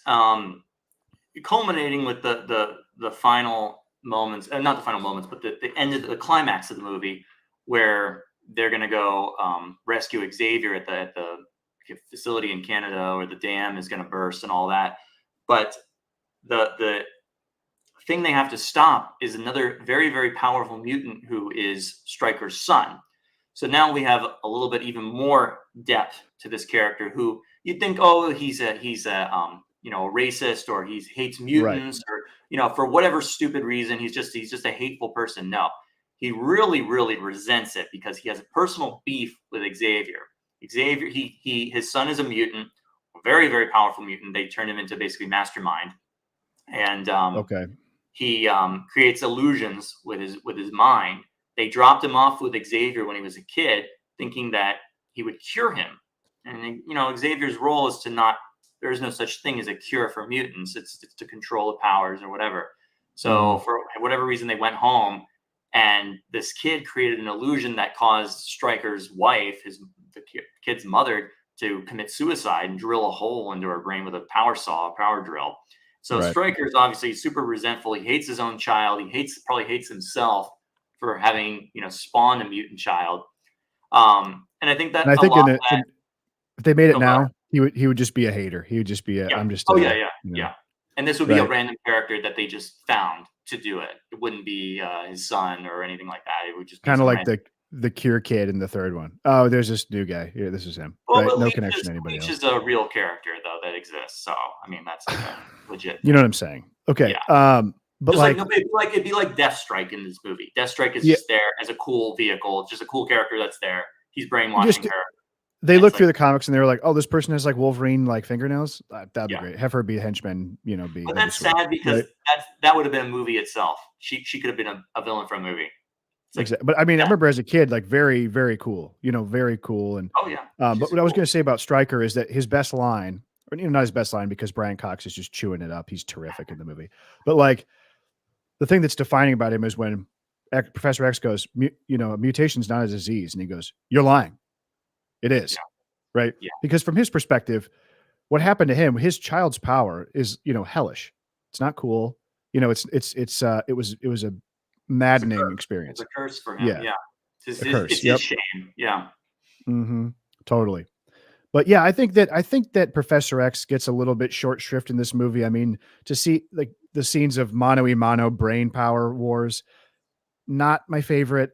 And also, I think we've talked about this, and this is a critique I think everybody has, is that Cyclops really gets to shaft in this movie. Yes. I mean, you couldn't cut back to him once, when, like I'm imprisoned and Brian Cox says something mean to him.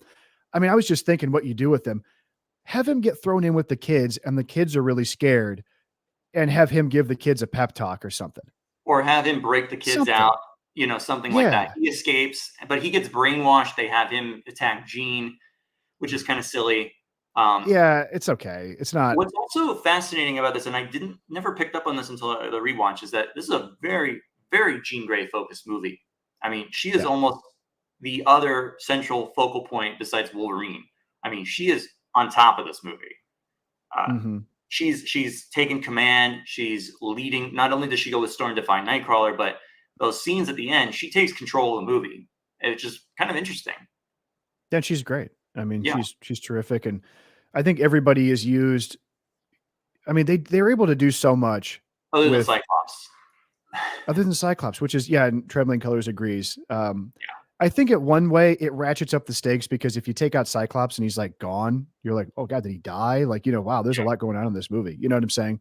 It's sort of Rogue doesn't have much shock. to do in the movie though either, other than to support Iceman, who gets I was actually quite pleased that they included him a lot more. He was in the first movie to minor bit. They really ratchet him up as a big character here, which was awesome. And his scene with his family are good.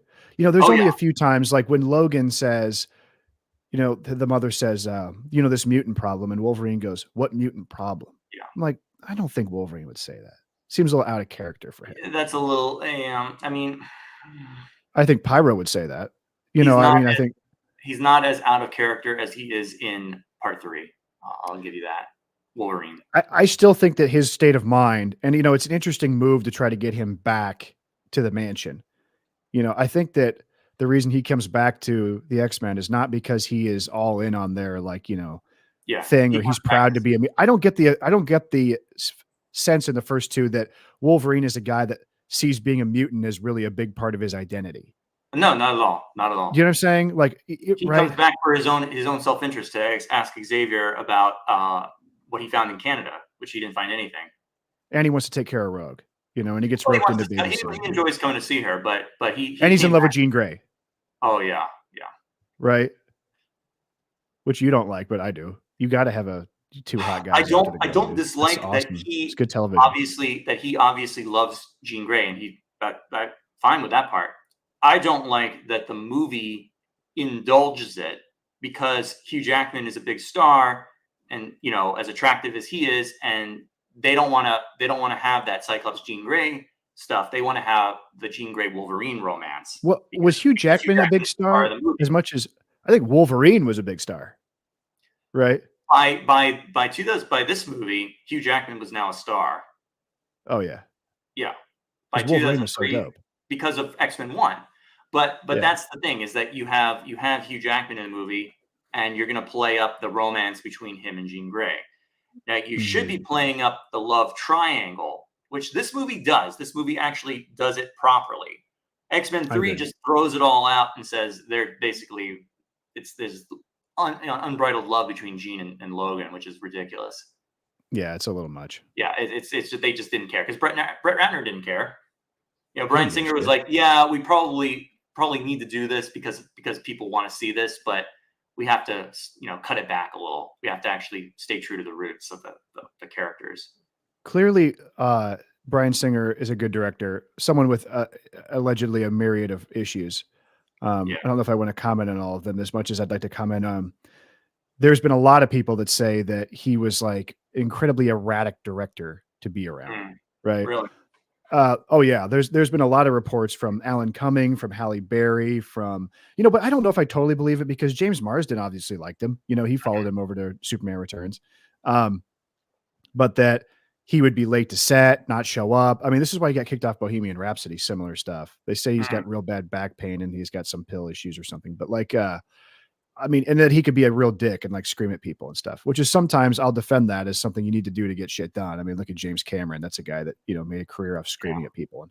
Right. But like, he does a terrific job here. And I think that like, whereas you see a movie like X-Men 1, it had to be a budget restraint. But in this one, I mean, like he's firing on all cylinders as far as like his style goes. People talk about Raimi, but look at a sequence like the opening bit where they zoom in through the keyhole. And it's a CGI augmented shot, but it's terrific. I mean, the fight between Lady Deathstrike and Wolverine is incredible. I watched that a million times as a kid on repeat.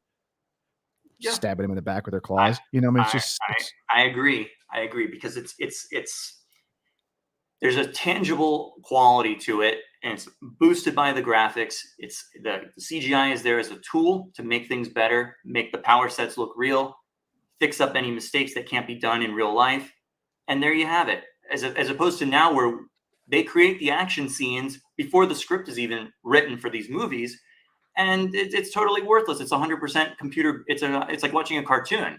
Which is pointless. Yeah, which is dumb. I wanted to see X-Men in live action. Yes. What does Wolverine look like in live action? It looks like an action movie. If I want to watch the cartoon, I'll watch the cartoon. If I want to watch a movie with real people, then show me it.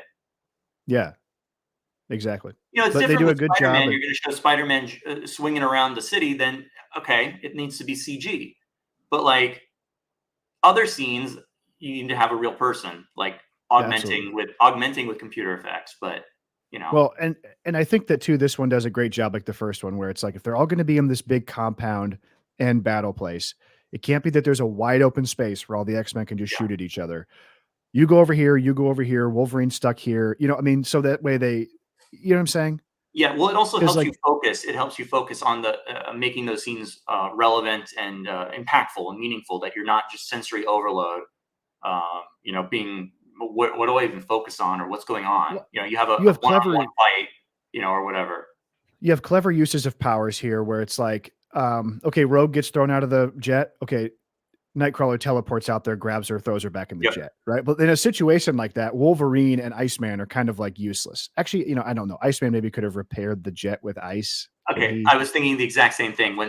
Before Magneto uses his powers to close the hole, Iceman could have definitely put up a shield to like restabilize the air pressure. Could he have though, or would he have just crashed into a big piece of ice and died? I mean, you know what I mean? Like, he didn't know how to do that yet. Like, I don't know. Yeah, he wasn't that. Because we don't see him really do a lot of ice powers in this movie. He just like kind of touches shit and turns it cold, or like, Yeah. Right. I mean, maybe he's just learning, which is cool because they put all the characters in a position. Like we've set up that Jean Grey is a little wonky. So her powers, which are like the best powers, you could do anything. Yeah. Aren't really working. Right. So I don't know, man. It's a terrific movie. It's badass. And if you're going to kill a character and you're going to kill a hero, this is how you do it. You do it in make it big. They go out in the most heroic way possible, saving everyone, saving the day. Okay, satisfied. Saving the day. they make a spectacle out of it. Everyone's yelling, "Gee, no, come back!" Like it's a Yeah. huge deal. It's a sacrifice that saves the entire team, and it ends the movie in a way where you're like, really feel a gut punch. Yeah, When you're they like, start killing everyone in X-Men 3, it's just like they it's so die in an action scene. Oh, I can't believe they died. Crazy. All right, time for the next scene, right? yeah. Well, they go out like chumps, most of them. I mean, They go out like right? chumps. They all go out like chumps. They're Do we need not. to They're talk not. about it? The ultimate example of going out like a chump is Han Solo in Force Awakens. That's the worst death scene ever for any heroic character. The most worthless, pointless death scene, in my opinion. Standing on the ledge, Okay. killed by the character, and fall off. That's And it. just Bye. die. And then you don't impact the plot at all with your Yeah. death, other than to be kind of like an Obi-Wan, like catalyst for the other characters. Yes, for a heroic, iconic character to do that to, no, thank you. I was done with the movie at that point. But Yeah, he should have gone down fighting, yes, not just like, let me try to save my kid. It didn't work. I died. saving someone else from his son or something like that, and then Mhm. have him make his son kill him in order to save. I don't remember. Maybe he did just to help the other people get away. But you know what I mean. Not Like, really. stupid. It was stupid. But anyway, Yeah. so this Yeah, it movie, was yeah, bad. a perfect movie for me, perfect superhero movie. If we got anything even remotely close to this level of quality for a movie today, I'd be, ecstatic. Well, and something else that kind of does put X-Men 3 in a bind is that like they really do tie up Wolverine's story in this, right? Yes. Wolverine's a very mysterious character. We don't need to have a prequel movie explaining everything about him. Little Yes. flashes of him being experimented on and freaking out with his claws. It's terrific stuff. It's all you need. Keeps it mysterious and enigmatic, right? Yes. But he basically makes his decision. He's like, my big albatross across my neck was that I didn't understand who I was and what happened to me. Now I know. Now I know that this adoptive father of mine, Stryker, I can let him go. And I'm going to go back with my family, which is the X-Men, who I've decided to join, not out of my own, self-interest, but as like, they need me and I'm part of the team now. Right. Yeah. So then I find guess when it you, belong. Yeah. I'm cool with that. When you do get to a part 3, though, it's like, what do you do with Wolverine? And they're kind of in a rock and a hard place. He's in a very Han Solo Return to the Jedi situation where it's like, what do you do with him? He can't have that edge He anymore. shouldn't be warm and cuddly for sure, which you can debate how much he actually is in this movie, but he's a much more establishment character in X-Men 3, which is, it's kind of just, it doesn't feel right. Him giving kind of No. motivational speeches and X-Men. rallying the Yeah. team and all that. He's not a leader. He's not meant to be a leader. He's there as the renegade. He'll play along well with others, but he's not meant to lead the team. Well, if that was what had to happen, that he had to lead the team, I need to see him struggling with that more. Yeah. Right. And all we have is like, the team. Storm should be leading the team. If Cyclops is dead, then Storm needs to be in command, and he needs to be like respecting her authority and challenging her and saying like, here's what we need to do. And you can say, I don't agree with that. That's wrong or whatever. And they can have at it. But like this kind of warm and fuzzy attitude they have with each other is not appropriate. Well, I mean, they try to give him some edge at the beginning of X-Men 3, which I guess we'll say with X-Men 3, I mean, like they were going to make the movie. Bryan Singer, for whatever reason, didn't want to do it. He wanted to do his Superman love letter movie. Whatever. And I love Superman Returns. Love it. I like the first half, but and I think Brandon Routh was miscast. But like there's a problem, but it's a great. He can't carry a movie, but not as Superman anyway. But like so everyone packed up and left. James Marsden decided, hey, you fucked me on the X-Men 2 script. I was one of the main dudes, and you gave me nothing to do. And I might go over here and actually have a part where I get some lines. But like, and clearly, I think that even though he did leave, they didn't want him. They did nothing. They wanted it to be the Wolverine show. Not interested. They want Wolverine and they want Jean Grey together. So and Halle Berry was hot. So it's like we increase Halle Berry's role. She can't have a comic book accurate long hair anymore. Give her like a hip hairdo, I guess. Yeah, but hairstyles change. It's like Jean Grey's hairstyle changed from 1 to 2 to 3. It's fine. I have no problem with Halle Berry's hairdo in X3. That's like the least. That was something I had never even. That was your least problem. But yeah, but like you have at the beginning of X-Men 3 where they're doing in a danger room scenario, which is a famous thing in the comics. They go practice fighting in the danger room, and you have Wolverine being like a flippant asshole the whole time and just being like, "This is stupid," like, "Oh, this is dumb," and then I'm like, "Then why are you here?"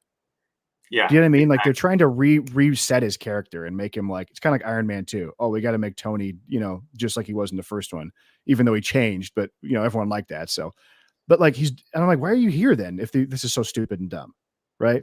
And then Exactly. Storm gives him a whole rigmarole of like, if you're going to be a leader, you have to actually be a leader or whatever. They should not be co-leaders. She should be the fucking leader.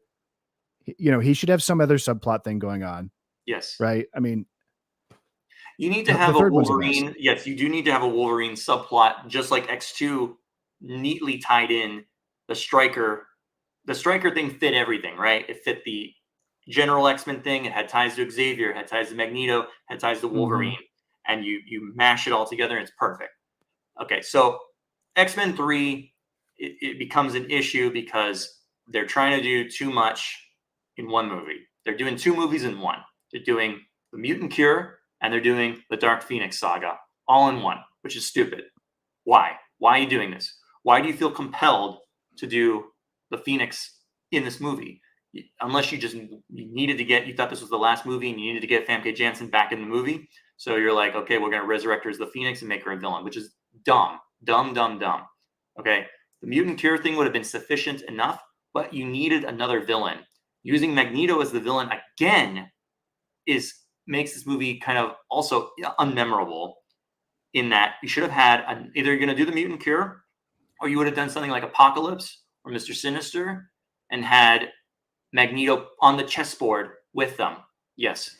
I disagree with you. I don't think you can do a character like in this universe of three movies. I know they went on to do that kind of stuff with Apocalypse. That was a horrible disaster and stupid. But like, I don't think that movie's so bad. Why would they make Oscar Isaac dress up in all that goofy shit? It was ridiculous. And why did Oscar Isaac have to do it? And why was the makeup so bad? Right. Why wasn't it like a character? It looked like Ivan Ooze from Power Yeah, and Rangers. plus, it looked ridiculous. Plus, but Oscar Isaac is like 5'4". It's supposed to be like blue. Yeah, it was a really bad idea. But I am totally fine with them in this series, which is much more of a grounded series, right? Not doing a super villain, but do something like the second one is very much like the events of the second one happen because of the events of the first movie, right? Yes. We had our first big mutant blow up thing. Now the government's getting really freaked out about mutants. Call in Brian Cox, right? It's very much like a therefore kind of thing. Whereas this one, I don't like the Mutant Cure subplot because it's just like I don't like that plot. I don't find it very interesting. I don't. That's a good plot. That's a good plot, but it's not strong enough to carry. No, because it's just like this happened. I think what you would have to do, you start the movie out with there being some villain, right? Something's happening with some bad guy that can be almost like a Striker style thing. And then the Phoenix happens and that's sort of like they convalesce together, right?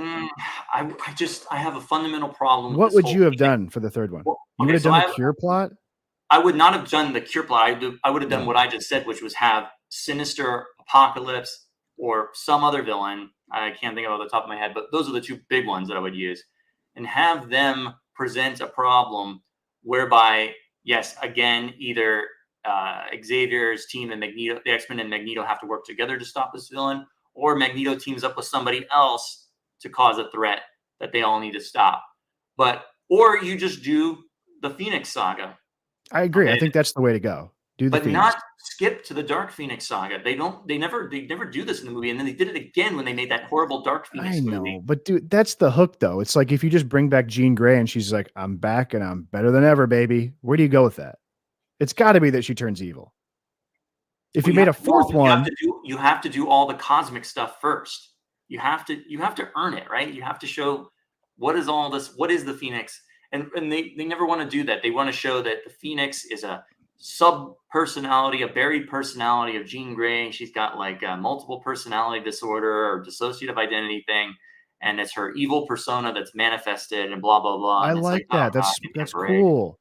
And it makes Charles Xavier a little like, but I don't think they handled it well in this movie. But that Jean is a great, wonderful person. She is possessed by this entity that is a spiritual cosmic entity That's too much for people to handle, dude. You can't be like, this is a space demon that took over. It's got to be the explanation. They did a good job where they're like, she's got a dark part of her psyche. She's so powerful. I had to close it off. It would not work. That's dumb. It's like in Spider-Man 3 when like the symbiote, first of all, they established that there's a guy in Spider-Man 3 who's an astronaut. He could have brought it back with him from space, right?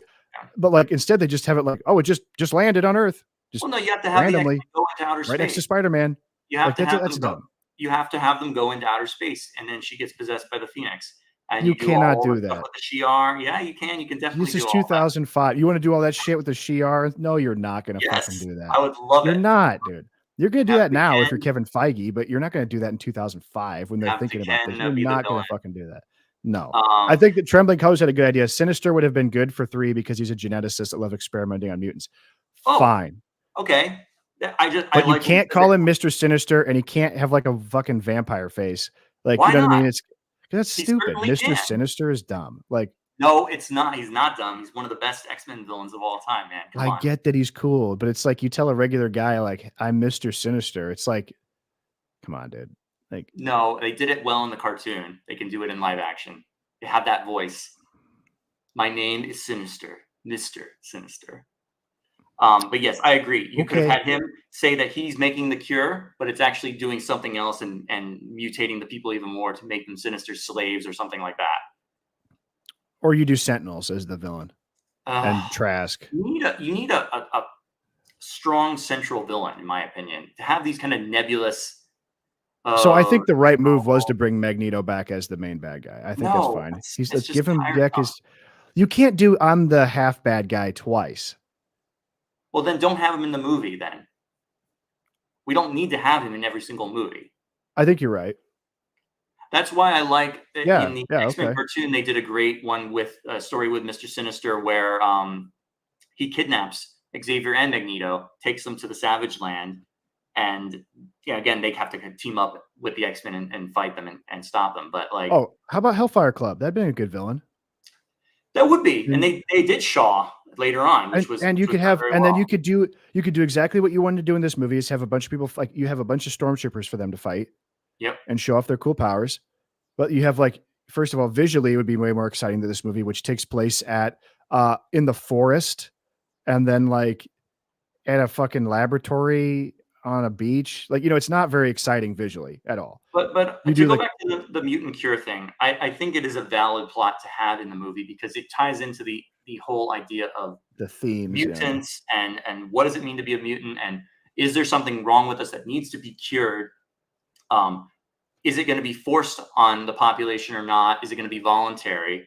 And I think it's a much more relevant theme in this day and age than it is 20 years ago, almost at this point. Yeah, I think that's true. The COVID issues that we went through, but like about should people be forced to take a medicine against their will, or not? But that's never even a question. It's not addressed because everything is so superficial in this movie. They were like, oh, that's a cool idea. Mutant cure. Oh, the Dark Phoenix. That's a cool idea. Wolverine and Jean Grey together. Oh yeah, that's real sexy. Let's put that together. Oh yeah. You know, have been sexier. You know, have been way sexier. Hellfire Club with Jean Grey and a little fucking Emma Frost. Hell yeah, dude. Because here's what you have to do with Emma Frost. You don't kill Cyclops. Yes, you introduce. You get a love square going. Oh, even better. Right. Okay, if you had done Mr. Sinister, you could have had Famke Janssen reappear as Jean Grey, and it's actually the clone. It's Madeline Pryor. You cannot have a fucking clone in this shit, dude. Come on. I'm a big Hollywood mogul here. You're the writer coming into my room, and I'm saying you cannot have a fucking clone in this shit. So you have Madeline Pryor now in the movie. So there you go. You're getting Days of Our Lives level here. Yeah. But no, I think that like first of all, my problem with this movie is that it's ugly and drab. Yes. Right. There's no visual excitement or style in it. It looks like everyone's posing for like a Entertainment Weekly magazine photo shoot every time anything happens. It's just boring. I mean, I think about the lighting in X-Men 2 when they're in the car racing from Boston. It's really a beautifully shot little car sequence, cramped tight, rain coming down, like shadowy. There's lights flashing by everybody's face. You don't get a single thing like that in this movie. Everything is just throw a fucking light on them. Let's get this shit done. CGI, right? It's terrible. It's very bad. I will say the only good thing about this movie, Kelsey Grammer as Beast. Love Boom, it. done. He's terrific. Perfect, Yeah, perfect casting, he's perfect, amazing. amazing makeup effects. A great performance. Kind of You could wasted. tell he's having fun. Oh, go ahead. You could tell he's having a lot of fun because he Yes. doesn't normally get to do shit like this. You know No, what I mean? it's great. It's wonderful. And you were like, oh man, couldn't he have been in a better movie than And this? he's always talked about that in interviews. Like, I'd do it again in a heartbeat. I'd do it Well, again. and he Let's go. did. He did. It's in the post-credit scene for the Marvels. Oh, now they're in Oh, continuity. what? Oh, I Yeah, didn't like know some that. He was in the Marvels too? yeah, some lame thing where in the post-credit scenes for the Marvels, somebody wakes up on a exam table, and Kelsey Grammer is there dressed as Beast. Really? No, Yeah. dude, you know what you could have had with this if the studio was just a little greedier, make it a 2-part movie. Be like the finale for X-Men is just so big. It's gonna be 2 parts. We're filming it all at the same Yeah. time, right? That was not That a way thing you though at the time. I would The do it like 3-part. Godfather 2 and be like, half the movie's gonna be there's gonna be a lot of flashbacks to the 60s of Magneto and it's gonna inform the story. That way Wolverine's only filming 1 movie's worth of material spread over 2, right? You do Hellfire Club, you have a little Love Square, you have like I mean it'd be terrific. It'd be so We good. were still living in a world where 3 movies was considered that's it. That was the max. 3 movies. Right. Who was the first guy to do it's gonna be part 1 and 2? Is it Harry Potter or Twilight? Yeah, I was gonna say Harry Potter. Harry Potter at the finale, and then Twilight did it, and then Hunger Games did it, and then Mission Impossible Okay. just tried to do it and didn't work out so great. Word. Well, that was such a scam with like Harry Potter and Twilight because they're like, the book is just so big with so much stuff. It's got to be 2. You know what I mean? Like, and that's a total Of lie. course, Like, gotta milk I every saw last those drop. last 2 fucking Harry Potter movies, and it was like nothing happened in the first movie. Right? It was so boring. I've never been a Harry Potter enjoyer, but like, Oh yeah, me neither. I don't understand it at oh all. my god, it was Don't such a understand shit it. though at the time when it came out. I went with a bunch of friends to see part 9, part 1 or whatever, and like nothing happened in that first movie, and then nothing happened in the second movie. Like, yeah, it was a total scam. Wring a little extra The other money out thing of it. really disappointing about this movie, as we alluded to it earlier, was the inclusion of characters just for the sake of inclusion that make no difference to the story. Beast is actually relevant to the story, is done well, and he's the only one that does not fit into this criticism. But every other character is totally worthless. Angel, who we mentioned, what role does he serve in the movie? None. Nothing. Nothing at all. You could cut him out of the movie, you wouldn't miss him.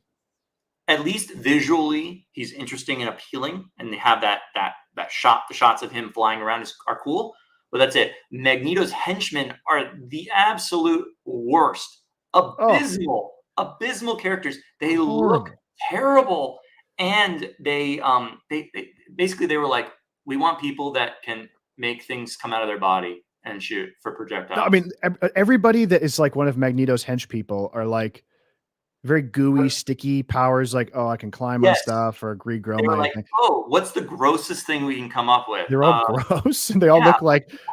Trembling. This is a great comment. The Fast and the Furious movies are doing a 3-part finale. The absolute hubris of that meathead. I know, but like. I'm thinking everybody that was Magneto's henchman looks like people in the first like 3 Fast and the Furious movies who like are watching the race. Do you know what I mean? If they're just like homeless bum, like, hot topic.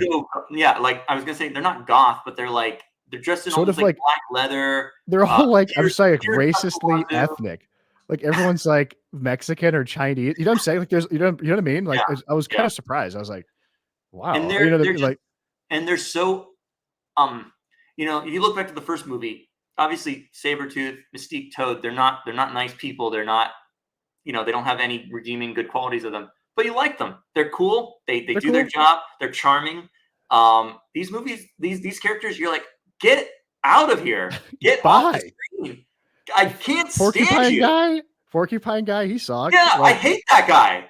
Fuck that guy. And then the Callisto, Shockwave. She's so annoying. She's so obnoxious. What did they do? What are they're terrible. They're like, yo, what's up? Like, these are our powers. You got a tattoo? Like, that's the where's your mark? Where's your mark, man?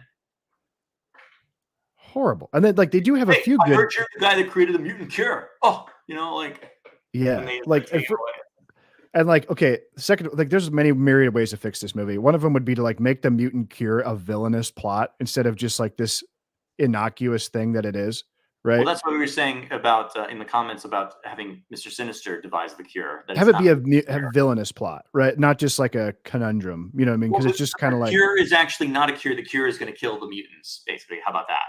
How about that? And then you can have Magneto doing his version of stopping it, which is to, take over the thing and get rid of the people. And well, you could have it that like the government is duped. Like they think this is actually a good cure. They don't realize that it's like being spearheaded by evil. You know what I mean? Yes. But I was going to say there's so many ways. It's so much easier to talk about a bad movie than it is a good movie, which is why we're poor critics and we're going to just go off on X3. But like, I think about the opening sequence that established it. We really went out of our way to talk about X1 and X2, all the great things about it. We barely criticized it. So I wouldn't this say is that. This is what people have been waiting for. And you can tell they're all like, oh yeah, let's go. This is the good stuff. Rip into X3. But like 64 viewers. Can we talk about the Juggernaut for a second? About how bad that is? I don't think he's horrible. Okay, why is he Australian?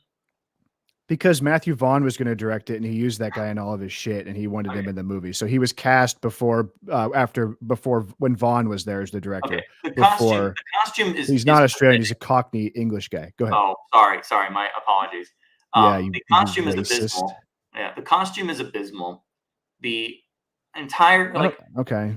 I think it looks hideous. Okay, in my opinion. All right. His attitude is absurd, and why are you throwing away a great character like the Juggernaut? Or how about you were talking about who else can you make as a villain for the movie? How about the Juggernaut as the villain for the movie, coming back to kill his stepbrother for all that? That could have been a movie there. Isn't Magneto his brother? Charles Xavier is his stepbrother. Aha! That would have been a great angle. And you know what, though? I got to tell you, dude, that works in comics if you set it up. But when in the third movie, when you start saying I have a secret brother, that's a little much, a little hard to swallow. I have a secret brother who's evil. He's back. I get what you're saying.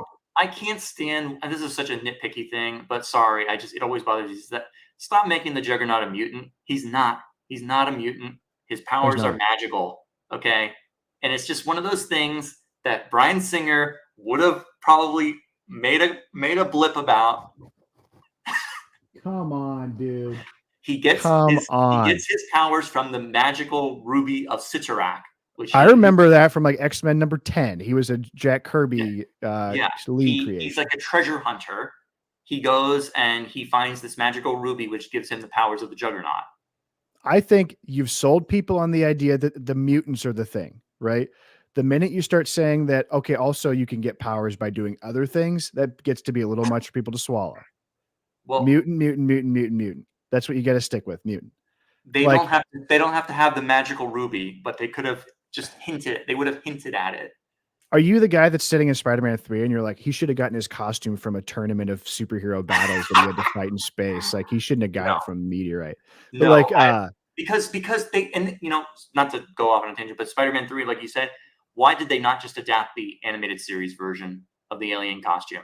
They had everything mapped out for them about how to do the rocket ship crashing, Spider-Man saving the astronaut. You've established the astronaut guy in the second movie. You established that there's an astronaut that they know. But that's how you do it, is you have the spaceship crash down. Spider-Man rescues the astronaut. He ends up with the symbiote on his suit, and that's how he gets it. But instead they were just like, it's so clean. Instead they were like, the suit just lands on Earth and just lands right next to Spider-Man. Right next to him. Yeah. Very convenient. Yeah. I know, but I don't get it. Exactly. What can you do? What can you do? Overall, I mean, I would say, I rewatched X-Men: The Last Stand, I want to say like 10 years ago or so. And when I first saw it for the first time in theater, I didn't like it. I thought it was unsatisfied. Not just because of the characters dying, killing off Xavier, Cyclops, Jean Grey, and on all the stuff we just discussed. I was just like, this is a bad movie. And then I watched it like 10 years ago and I was like, it's not as bad as I thought it was. And I kind of liked it. And then I watched it last night and I'm like, oh man, never again. I'm never watching this. I'm never watching this again. I'm not wasting my time. It's bad. You know what I will say? I didn't mind the fight in the house. I thought that was kind of different and interesting. I liked, people when they're going to see Jean in her childhood home and they're fighting in the house. I didn't mind that. I thought it was kind of clever. Boring. I thought it was fun. I thought it was okay. Did Multiple Man do anything in the movie? That's another problem. There's a good multiplicity guy or whatever the fuck his name is, and he can multiply himself. Multiple Man. all they do Madrox. with him is he's just a decoy. They're like, oh, here's all the mutants, and then he lets himself get captured. Yeah, I It would don't be get it. literally impossible to catch multiple guy. And yet we have Callisto and Quill running around taking all the limelight, and they're And beyond. Magneto is just become stupid at the boring. end. Like I get everyone was real high on the I lift up the Brooklyn Bridge and make it into a bridge. Like that's Yeah, kind of that cool. that was like the centerpiece of the movie. Basically, before the movie was even written or made, somebody said, "Okay, climax of the movie: Magneto's going to take the Golden Gate Bridge and move it to Alcatraz." It's like a Roland Emmerich idea. Yeah. Figure out how to make that movie. How does that happen? The Brooklyn Bridge. Not the Market Brooklyn research Bridge, shows Golden that when Gate you Bridge. the Golden Gate Bridge. Market research shows that when we have a national monument in it that gets destroyed, that's huge. I mean, you blow up the White House. We sold a whole fucking alien movie on that. You know what I'm saying? Statue of Liberty underwater, huge. Roland Emmerich, he's hot right now. You know what I'm saying? I did love Magneto, Ian McKellen's reaction shot when he gets stabbed with the cure at the end of the movie, and he's just hamming it up. Oh man, dude, that was the best. Okay. But multiple guys, it's like that should be a guy in a battle at the end that is like awesome. Like that was like perfect. But like he's just like, I got captured. Can we also talk about how weird it is? And you may not know this because you don't follow Star Trek, but so Patrick Stewart dies in this movie as Xavier. Yes. And at the post-credit scene, I don't know if you watched that or saw that for I remember. He gets his consciousness transferred into another body of some guy that was like not born with a soul or some weird thing like that. Yeah. In Star Trek Picard, they do the exact same thing. Like 20 years later. 20 years later, they're like, let's kill Picard, and then we're gonna put him in a synthetic body. Oh, I watched the Red Letter Media. This was a dumb decision to kill Picard at the end of the season. We can't do any more. So let's put him in a fake body and have like nothing happen. Well, I was going to say back, we've had hit so many things. Like, okay, I was going to say on Angel, the opening scene of the movie is very good. You know what I mean? It's sort of like very much like a puberty scare moment. It's very relatable. Do you know what I'm saying? It goes back to the first movie about having those opening codas about Magneto's origin, Rogue's origin. Now we have a nice one for Angel. It's a great moment. Well, and you know, it's something that Bryan Singer had said is that like obviously X-Men maps onto like sort of gay experience very well, right? Yes, and X2 hits that home. Doesn't overdo it, but it's there prominently. The Bobby scene is like a total. It's like the coming out. Yeah, 100%. But like, but you also he had also said like, you know, the appeal is not just to minority groups. It's like every kid, comic book age, blockbuster age, reading kids all feel awkward in some way. And like the fact that mutant powers manifest at puberty, I think it makes sense. X-Men has always been a very sexual, biological story. Do you know what I mean? That like, I think appeals on those levels. You've got this kid, I'm locked in the bathroom. My body is changing. He's sawing off his angel wings. It's very kind of graphic and scary. The kid is a fucking phenomenal actor. Yeah. And then we set up Angel to do nothing. Because also it's, what does it imply? The dad is coming pounding on the bathroom door saying, "What are you doing in there? You've been in there an hour. What are you doing?" And the kid's looking at Emma Frost comics? Nothing. I'll be out in a second. And he's fumbling. There's a lot of other subtext. Sort of masturbation joke. Do you have the Emma Frost comics in there with you right now in the bathroom? You know what I'm saying? Like, I mean, but you know what I'm saying? And it's like a real great setup. Thematically, it fits in perfectly with the X-Men story. But then they set that character does nothing. He like stops by the X-Mansion and is like, "What's up?" Doesn't get suited up into a suit. He just is like there and then like saves his dad. Yeah. And we don't even get the scene where the dad is like, "Son, you are great." You know what I mean? Like you're perfect just the way you are. We don't even get that. He's just gone for the movie. Yeah. It's really terrible. It's really stupid. It's awful. How did this get past script? This movie is the only one to actually feature all 5 of the original X-Men. Of course, because Cyclops dies at the beginning of the movie, we never see them all on screen together at one time. It's also unsatisfying. And it's kind of silly. What a waste for his character to like, he doesn't die like in a going out in style way. Goes out like a jump. He goes out like a chump in the whole movie. It's like Professor X is he's too much of a loser now to be the leader anymore. He sucks now. And then he dies. You know what I mean? It's like horrible. I mean, I always get why you want to take Xavier out, and they do it in the first 2 movies to and they great did the effect. first one, and I don't even know what the hell happened there. He had a stroke. What the hell happened to him in the first one? He No, got taken out. remember Mystique infiltrated Cerebro and put the poison into the liquid or whatever that feeds his Cerebro head. Okay, all right. And Okay, it incapacitated. And okay, totally makes sense about you want to take him out, but you don't want to kill him, because you want to have him back. But you need to take out the father figure so that the kids can assume, can get into their own and save the day. That they don't need him, but you do need him. You know what I mean? Like, I wouldn't have minded seeing a like Wolverine and killing him is just Stormer like, incapacitated and have to they're doing something else, and like Bobby and Colossus and Kitty have to step. You know what I'm saying? and Kitty Pryde, they do okay, but like, Yeah. it's also hard because you're putting Colossus and Kitty into the movie. You've not established them really at all, and they don't do anything to establish them here further. And so it's kind of like they had runway to give Colossus a few more lines. I mean, they've got him up he's just an action figure. Like, give him something to do. Kitty is only there to further the minor subplot of Rogue feeling further alienated. Rogue. I mean, like, this is so. Wait, let me finish. Rogue's whole thing is she wants the cure, which is fine, but Kitty's only there so that Bobby can flirt with her and ice skate with her, so that Rogue feels even worse, so that she needs to go and get the cure. I hated that. Yeah, I hated that she had to go get the cure to like get Bobby. That sucks, and that's the conclusion to her tortured story is terrible. Like, oh, I got medicine, now I'm good.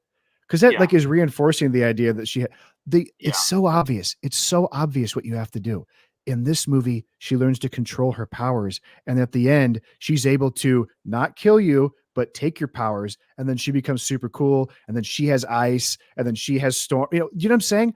Yeah. What the fuck? That's the obvious thing to do. That she goes, actually, I controlled my powers. Just like Professor Xavier said, now I'm awesome. And now, Bobby, you and I can be together and we're both dope. Yes, but instead Xavier taught me some new meditation technique where I can balance these things out. That's the end of her story, is that she gets a fucking shot and then she's a normal person so she can appeal to her boyfriend. Come on, man. I mean, that sucks. You know what I mean? I agree. Her power in the comics is that she could take people's power, and she never does that. In this movie she didn't do anything. In X2 she does it. In X2 she does it a couple times. I mean, at least once she takes Pyro's power away to stop him. Right. And does she do it anytime else? No, and then my other problem too is that we just come up with this, we found a kid whose power is he takes your power away, right? And it's like, okay, but like Rogue is kind of that too. So like, you could have had it. It's different. So Leech takes away mutant powers entirely. Like he can take away your power. He diverts it or subverts it or whatever. Rogue steals your power. Rogue steals your power. It's different. Takes it for herself. But if I'm a script writer, I'm saying I don't give a shit, comic nerd. We have a character here who can take away your power. If I go ask mom at Target and say, what's Rogue's power? Oh, she can take your power away. Boom. So like the villain should have been like kidnapped Rogue and used her to make the cure. Or we already did that. It's called X-Men 1. Where that trick. Yes. Poor Rogue. Such a great story in part 1 and part 2 with her. And then for her to just be like, I'm gone. I'm going to go get the cure. And then she comes back at the end and is like, I have the cure. By the way, the ending is terrible. Go ahead. Yeah. What I don't understand in the comics and other things is that they've shown there's always been things where they have like dampening collars or whatever to take away mutant powers temporarily when they're like imprisoned or whatever. Rogue just never got one of those, and just she could have, intimacy or a relationship with some guy. She puts on like a power condom. Yeah, basically, yeah. They have those in the cartoon. At least they used to have them all the time, where they get captured by somebody and they put a collar on that deactivates their mutant power. I love that though. When they share their little kiss in the second movie, and she blows out a little cold air. Yeah, movie did great. Appealing to that more of that Dawson's Creek crowd. As well. I mean, it hit everybody. It was like we got badass Wolverine who kicks ass. We've got a little teen romance. We've got 2 classically trained Shakespearean actors who are like the elder statesmen of the movie. I mean, they did great. And this third one, they just threw it all away and made it the Wolverine and Rogue show. and Storm Wolverine. Show. Oh, and Jean Grey too. And then at the end, we all get in a line and we go, hold this line. And like a bunch of guys with no powers show up and get their ass kicked. And then like, but even though they just had a mutant the whole time, they could just do shockwave and kill everybody. Oh God, and they use her one time. Oh my God. Because the blocking, you cannot have a bunch of X-Men all together because it would just be an explosion nonstop. Like I'm watching certain scenes where Wolverine's fighting and I'm like, where's Iceman? Shouldn't he be like flying around in the background somewhere? But he's just apparently hiding behind a rock until he needs to come out. He never did the ice sled, correct? No, like no. He turns into a ice guy. Oh, it looked terrible. And he was like, you should have stayed in school. Yeah. But like and then obviously Jean Grey is so powerful and only Wolverine can get up to her to stab her and kill her. And he's getting his skin ripped off, which we know was, I guess, cool. Like, but also it's like super inconsistent with why is she, what are actually the limits, or what are the parameters by which this Phoenix entity, what is it? It's her dark personality. Why is it manifesting like this? Why are her power sets so radically different than everything else? You know what I mean? Like that was something else that gets introduced in this movie, is this unwelcome idea of like, well, he's a class 4 mutant. I'm a class 2 mutant or whatever. You know what I mean? Like that was just like, dumb. No, they do have that in the comics. Yeah. They call them, it's a little different, that they call Omega level mutants, which are like the most powerful ones. Like Jean is one. Iceman Franklin is one. Richards. Yeah. Franklin Richards is an Omega level mutant, but Iceman also. Really? Yeah. Why? I believe so. Yeah. But anyway, terrible movie. You can solve global warming. Terrible movie. And also one more thing at the end, I'm watching the end, and Logan has just been like a total loser throughout the entire movie. You know, every once in a while he gets a good quip, like, you know, grow those back when he kicks the guy in the balls, which got a big laugh, as I remember in the theater. But like, you had your perfect ending with Wolverine, right?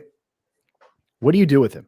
Well, how they ended is he just is on the mansion. After all this horrible shit has happened, everyone died. Professor X died. Cyclops died. Jean Grey died. Magneto has no powers. Everyone's over. Rogue's got no powers. She's done.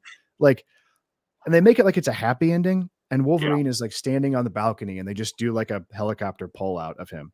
And I'm like, no, dude, you have your ending for Wolverine. And it's that everyone's at the mansion hugging and kissing, you know, doing their thing. And Wolverine stands at the door and then turns around and walks out like John Wayne and the Searchers.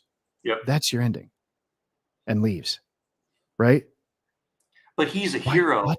George, you don't understand. He's a warm and fuzzy hero now. Okay? Well, because they end the movie with Magneto being like, oh, maybe Magneto has a little Magneto power left. And it's like, then what the fuck was this whole movie about? It's just a bunch of loud noises for 2 hours until, you know, I mean. Yes. That's it. Garbage. It's horrible. I try not to think like that or say things like that, because, like, you know, it's trash. There's some redeeming qualities here and there, but other than Kelsey Grammer, I don't know what else is redeeming about this movie at this point. And he's the best part. Boring. It was boring. I watched these back to back. I watched these back to back last night. Okay, X2 was like glued to my seat. Okay, absolutely. Like I can't turn away. I can't look at the phone. Can't do anything. I'm like, I need to focus on all this, all the details, everything there. I'm like, amazing. Pop in X-Men 3, starts out okay. I'm like, okay, super bored. Talking, fight scenes are boring. People are acting out of character. Music is not as good. Just editing poor. Like, everything is just poor. Everything is just a step down. Did Michael Kamen do the score for this one? Like really good, to X-Men 2 being like, and then we drop down to like basement level. Well, I was going to say, I don't remember much of the theme in X-Men 3 either. No, they do it a lot. They changed the theme in X-Men 3, I believe. Like, it's not the same. It's not the same. Like, it doesn't have. Like, you know what? That theme is really, really good. It's really good. I can't explain it. Somehow evocative of the cartoon, but also not different. Do you know what I mean? Mm-hmm. Yep. I remember thinking when I was a kid, I'm like, why didn't they just take the cartoon theme song and adapt that? Yeah. And it's like, but you know what? They came up with something else that's also stands the test of time. I think it's pretty good. I think it stands out. Even memorable. If you heard that, you would know what it is. The leitmotif too. Now, anything nowadays in a movie, would you recognize the theme song from most movies? No. Like, what No. was the Avengers? I don't remember.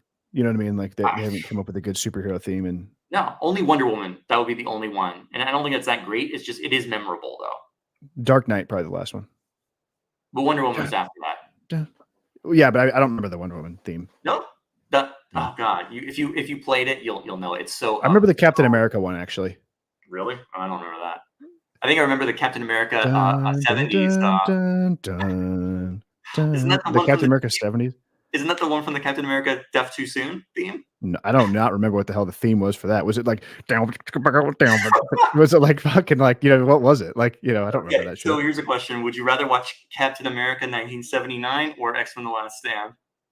1979 Captain America. Yeah, same. Wait, the first one or the second one? Either. Oh, well, I don't know. Death Too Soon. Second How one. about that one? I would rather watch X-Men 3 again than the first Captain America movie. But the second one I would watch. No, the first one's so good with him disarming the neutron bomb in the truck with the guy Right on. Len is there. Len Berman or whatever the fuck his name was. Yeah. Len, yeah. Your Uncle dad was Len. a real mover and shaker. He shook the tree and got all the bad guys out. Wow. Right on.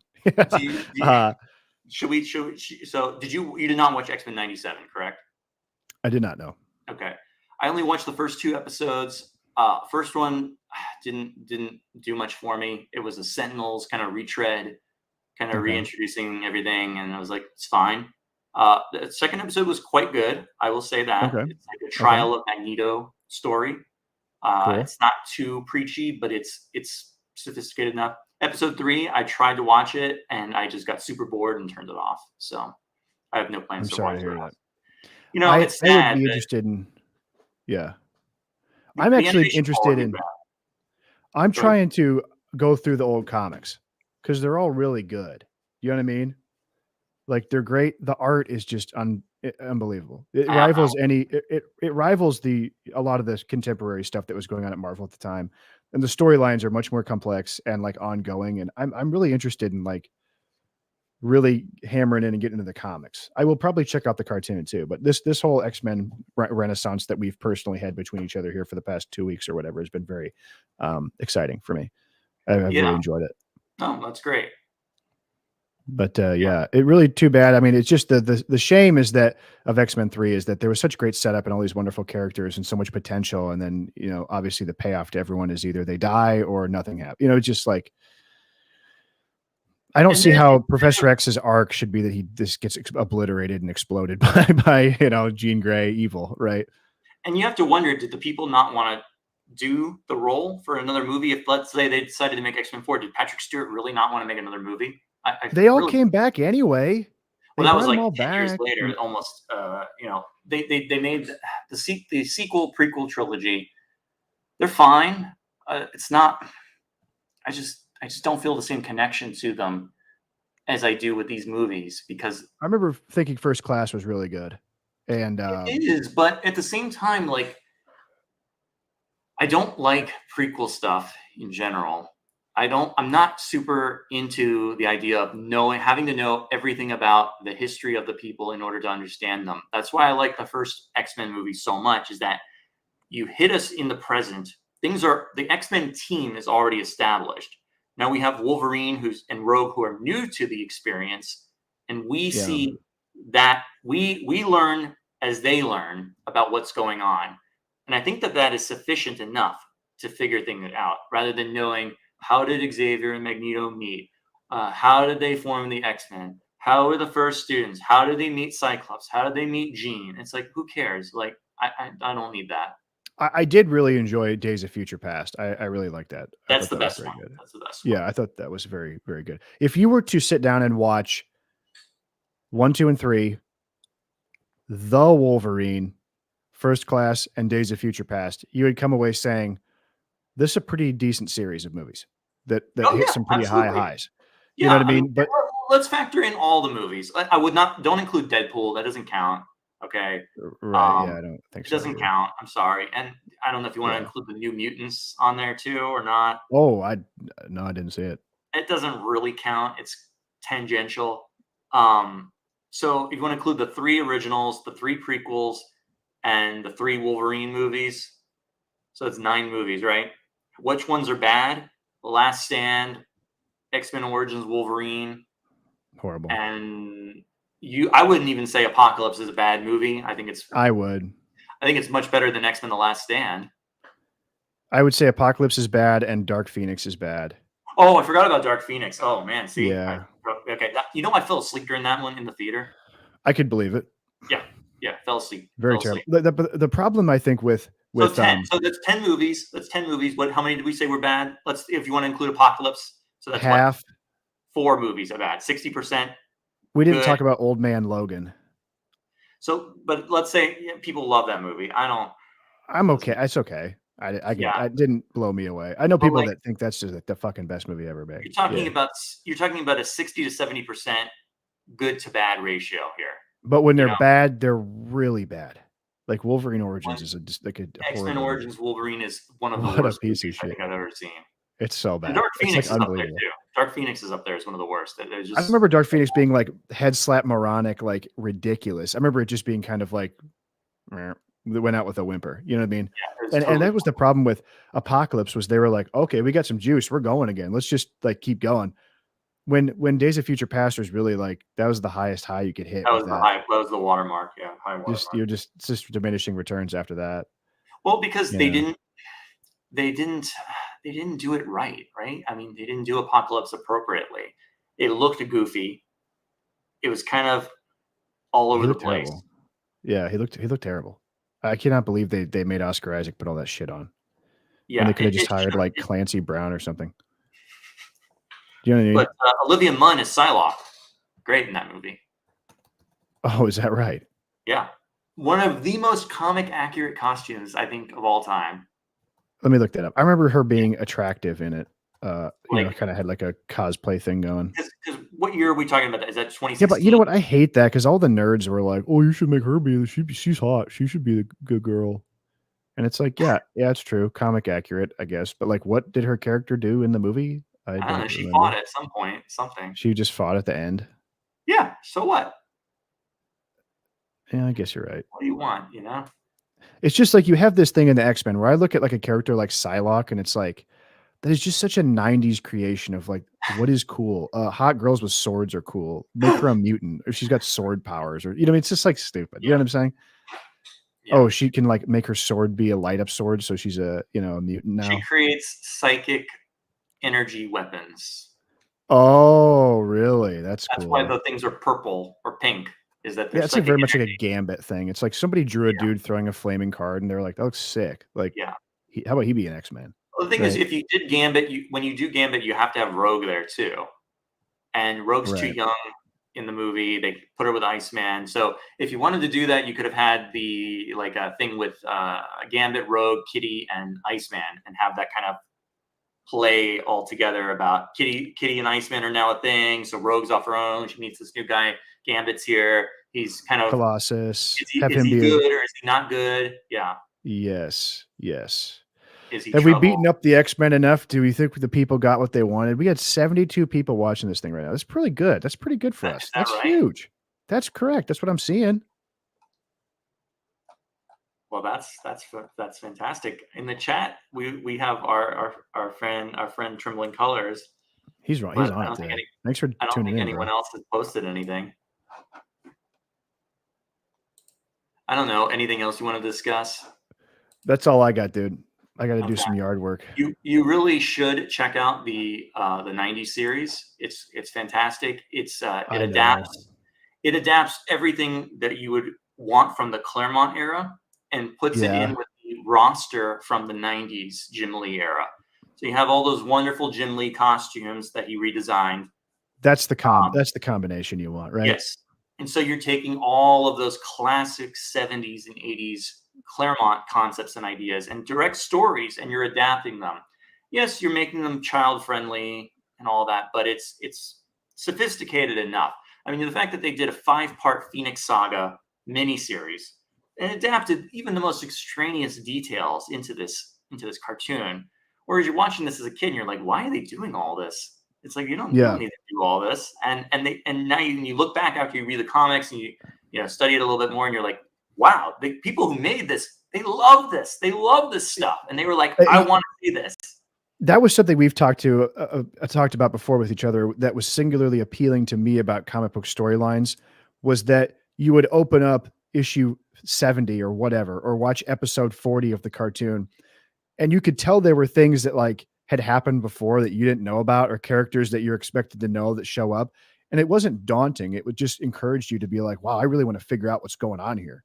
Who are these people? You know, why are they acting this way? You know, what's this guy's relationship to this guy? Is this guy bad or good? You know what I'm saying? But that mindset and that mentality has been lost. The thought is dumb it down, make sure it's accessible on day one for everybody, you know, and I miss that. Also, people also have this thing that they need to start at number 1. I need to start reading it at the beginning. I need to start watching it at episode 1. I don't know. I mean, I used to watch Star Trek stuff. I would jump into it in random episodes. Like I wasn't watching DS9 from episode 1. I just jumped in the middle, and I had no idea who the characters were or whatever. And I learned that. I watched episodes in reruns later. You know, I used to read, you jumped onto Batman and Detective Comics. They were issue number 600 and something. You know, I'm not going to start at Detective Comics number 1 and read on 600 issues before I can buy the new issue. Like, that's madness. Exactly. But now people think, I got to start at number 1. I got to watch it from the beginning. And it's like, no, you don't. Just go. X-Men. Watch the cartoon. Watch the cartoon. Oh, actually, I had one more thing for you I wanted to show you here. Okay. I'm sorry. Let's see what we got. Let's see what we got here. Here we go. I want you to check this out. I just want your opinion. Oh, it's not going to work. I'll just have to have you watched on your own time. What? Oh, well, guess it wasn't meant to be. Working? I don't know. It says my video doesn't have a video track. Why would that be? Oh, this is bad radio. I'm sorry, everybody. It would have been great. Maybe we'll watch it some other time. Completely disappointed. I'm sorry. Well, I guess that's a perfect place to end. Okay. Well, this was a wonderful discussion. I agree. Thank you. Yeah, no, of course. My pleasure. I'm glad it got you to rewatch some of these movies. Yeah. And you know what? I had a great time. Yeah, me too. So, all right. It was a good trip down memory lane. Until next time, we'll come up with a good, we never did that Johnny Quest. I know we should do that. And I bought a bunch of the books too. I got that. I know. You know what I? Oh, the Alex Toth. Yes, book. Alex Toth book, which is just amazing. But speaking of going goodbye, one of the jokes I forgot about next to is when they flip on the radio and it's Backstreet Boys. Yes. And everyone's like, "Oh, it sucks!" Like those poor guys were getting clowned on right when they came out. Like, you know what I mean? Like it's a dated joke, but I could see how that would have really played back in the day. So. All right, brother. Great talking to you as always. Thanks for tuning in, guys. All right. Thanks, everybody. See you next time.